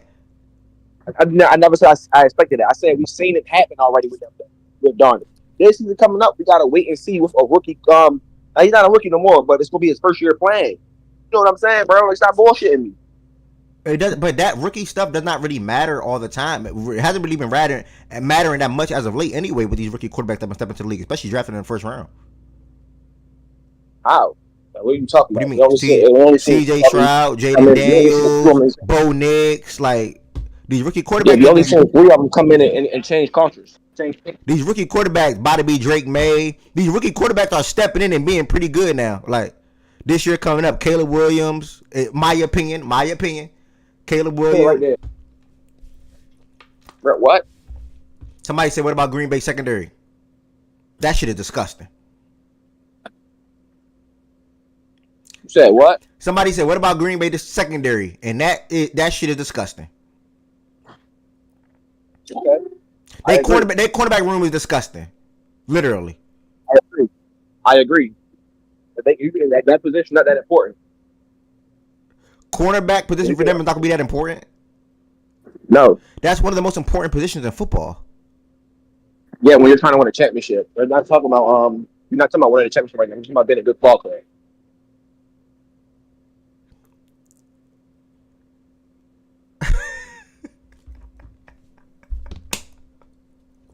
Now the most position in football, the Vikings have a huge question mark at it. Facts. Bruh, you keep circling on the Vikings, gang. I don't. The point is, Yeah, because how can we come in and stamp the Vikings as being a good football team this I year? think they will be With okay. a new I don't. quarterback. I'm sorry. I just don't think the Vikings will be ass this year. Like you want me to say they're gonna be ass. I never said I don't think. I don't think the Bears gonna be. I don't think the Bears gonna be ass either. It could be an 8-win team. I don't think. I say okay, decent. I don't think the Bears gonna be ass either. The Bears gonna be right in that ballpark too. Bro, listen. Ed, bro, you just told me you don't even know. You just told me you don't know if the Listen, Lions gonna win Ed. 10 games. Ed, can we make this agreement? I don't give 2 fucks about the Bears. Stop talking to me about Bears football, please. Okay, I don't care about the Chargers. And that's true. That's the team we've seen in the playoffs consistently. No matter who's the coach, no matter what the scheme is, no matter what is that, we've seen them in the playoffs. We've seen them make the playoffs, bro. Facts. We seen it. We ain't seen shit from the Bears. We seen. Now the Bears come out and make the playoffs. Cool. We can talk about them next offseason. I'm not talking about no fucking Bears this year, bro. I heard this shit last year. Y'all was stamping them as a playoff team. Nah, bro, I'm cool. Fuck the Bears. This man telling me he don't know if the Lions are gonna win 10 games this year.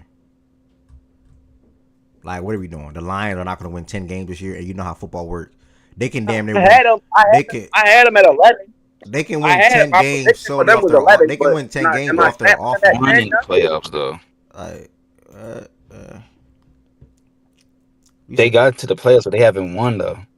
We ain't talking about that right now. We just talking about being a good team. They got to the playoffs. Last year. They played a good charge, the Texans. Y'all got to the playoffs last year and got your ass spanked. I'm not gonna argue that, bro. I'm just trying to see how the fuck Rob. How was he stamping this Viking shit? I'm confused about this Viking I'm not stamping the Vikings. I already said they're gonna be okay, decent, whatever that means to you. You just told me they're gonna be good. That Viking shit, like you show, like teams that show if you have good pass rush, some niggas, they not getting pressure on you, bro. Minnesota shit was they played a 3rd place schedule and they beat up on who they played. Like last year, that's why I said like people's like how you get the Lions are going from 15 and I like was 12 saying that shit 11 last wins. year. I kept asking niggas who the fuck was the Vikings beating last year? Who the fuck was they beating? We both were saying that. We both were saying that. 3 wins. A lot of people. Like, yeah, we had a lot of Vikings believers in here. We did. No, I'm saying to Shaq, we both were saying what he just said. I'm just saying they will be an okay football team this year. Like literally an okay football team. Not saying they're gonna be something crazy, not saying they're gonna be anything good. But for me to guess they go 9-8, 10-7, whatever, that's not that crazy. Not at all. That schedule hard, bro. They got 2nd place schedule this year. They're gonna be okay. And I told you I got the AFC West having 3 good football teams. 3 good ones. All right, bro. We'll see. Rob, what's your answer? Who you think the best division of football this year coming up is? Best division in football. I want to say the NFC East. I could see them getting 3 teams in the playoffs this year. I can see it. That's not I'm trying crazy. to think.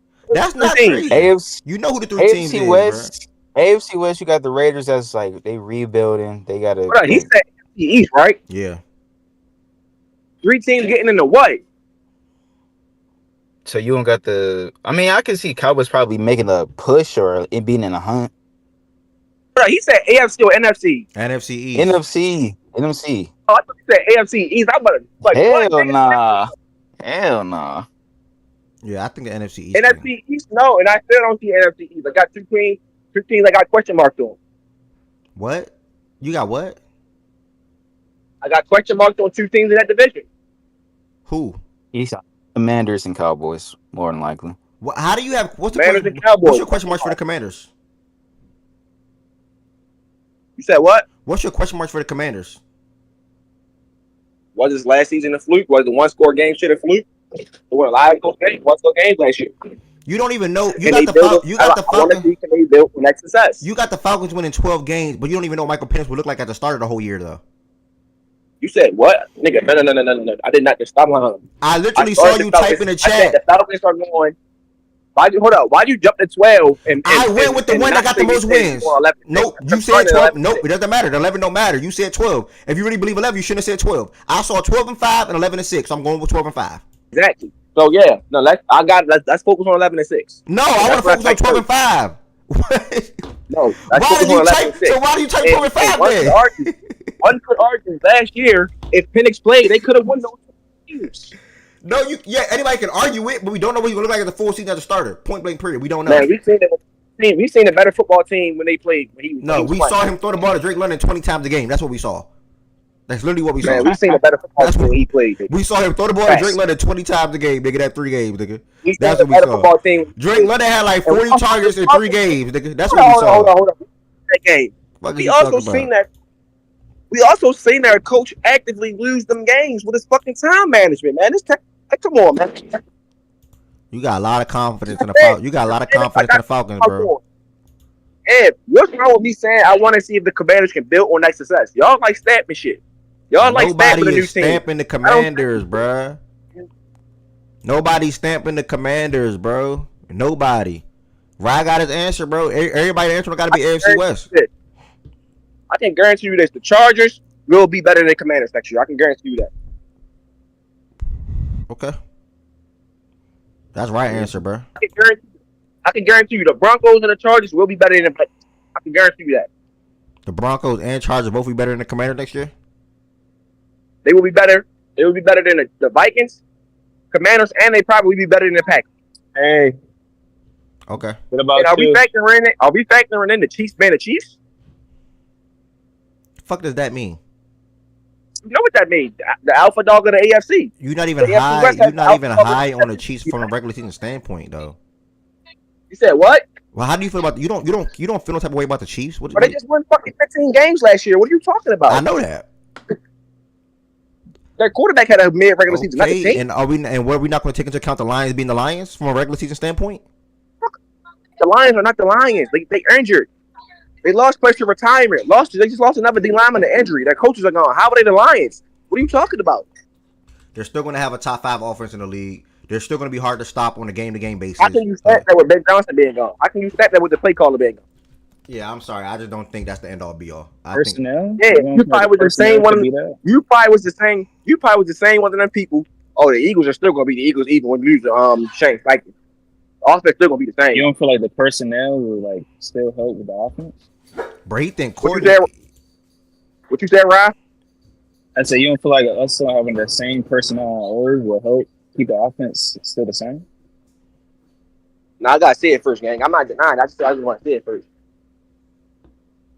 Coordinators matter, bro. Yeah, I'm not sitting on that point. Coordinators do matter though, but football the best. I'm doing good. How you doing? A good tree of offense, so.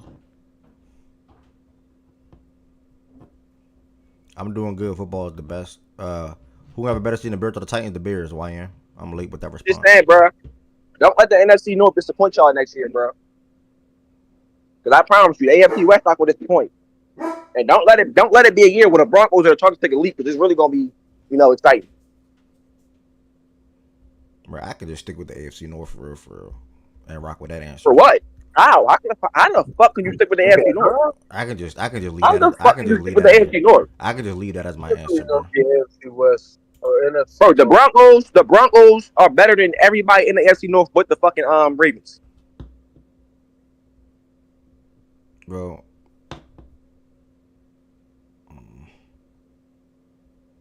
Wait, y'all sleeping on the NFC West too down there? Why you sleeping on the NFC West, bro? NFC West out there too. Bro, stop trolling me. Now you're trolling me. Stop trolling. Bro, I don't know what people gonna say, bro. Like I said, some people probably all I said was people probably say the NFC North.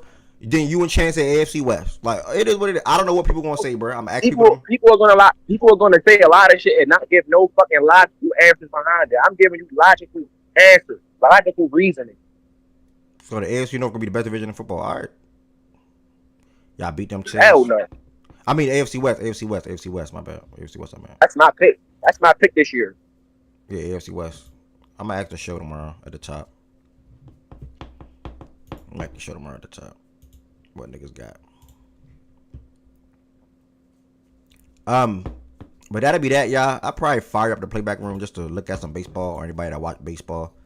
I want to continue this conversation because I'm giving your ass belt right now. How are you giving me belt? I didn't have a pick. Like all I said was people probably Right, say that. All I said was people probably. But I literally said word for word. People probably say the NFC North is the best division in football. And then you and Chan said the what? Yo, I'm like, bro. West. I said people probably say that. Yo, West. What's good? What division is gonna be better next year, bro? The AFC West or the NFC North? I think he said AFC West just now. I said it'll be one of those two as the best. I would pick AFC West, but I could see the NFC North. I wouldn't be surprised. It just depends. I think the Lions take a step back, and I don't think they're going to be bad, but I think it'll even out the playing field. So then it really just depends on like what JJ is in his quote unquote rookie season, and how Caleb improves in his second year. But I think that could very easily. They could have 4 good teams in that division. I think for us, we'll have 3 for sure. You know, but they also to the NFC North, they could end up only having 2 good teams. I think bar none, we're gonna have 3. Like I don't see a scenario where we don't. So, and respect to the Raiders, they could be okay. Like I don't think they win a lot of games, but they could, finish. And the Bears could be good. The Raiders could be good. No, that's what I'm saying. Like, yeah, the Raiders could be okay. So, we'll see. We shall see. If the Bears could be good, the Raiders could be good. Enjoying the Bears shit, bro. Right? The Bears, y'all can do the Bears gimmick, bro. The Caleb Williams shit. But come on, bro. I'm cool. Bro, on me, the Bears are gonna be better than the Raiders, like without a doubt.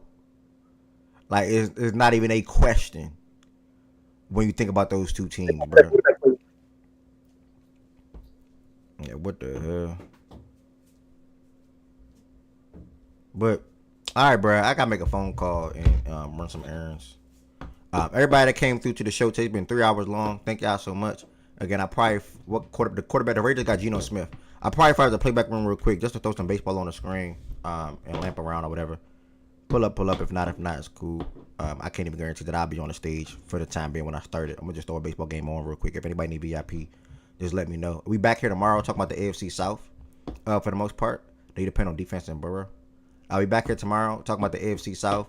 And again, anybody that make sure you all follow, make sure y'all subscribe to Fact and Stats on YouTube. And I will see y'all tomorrow and also tonight for that Dream of Mercury game at 10 p.m. on the WNBA standpoint and playback. So peace, blessings, and love. And I hope everybody in here has a great day. Rest of y'all.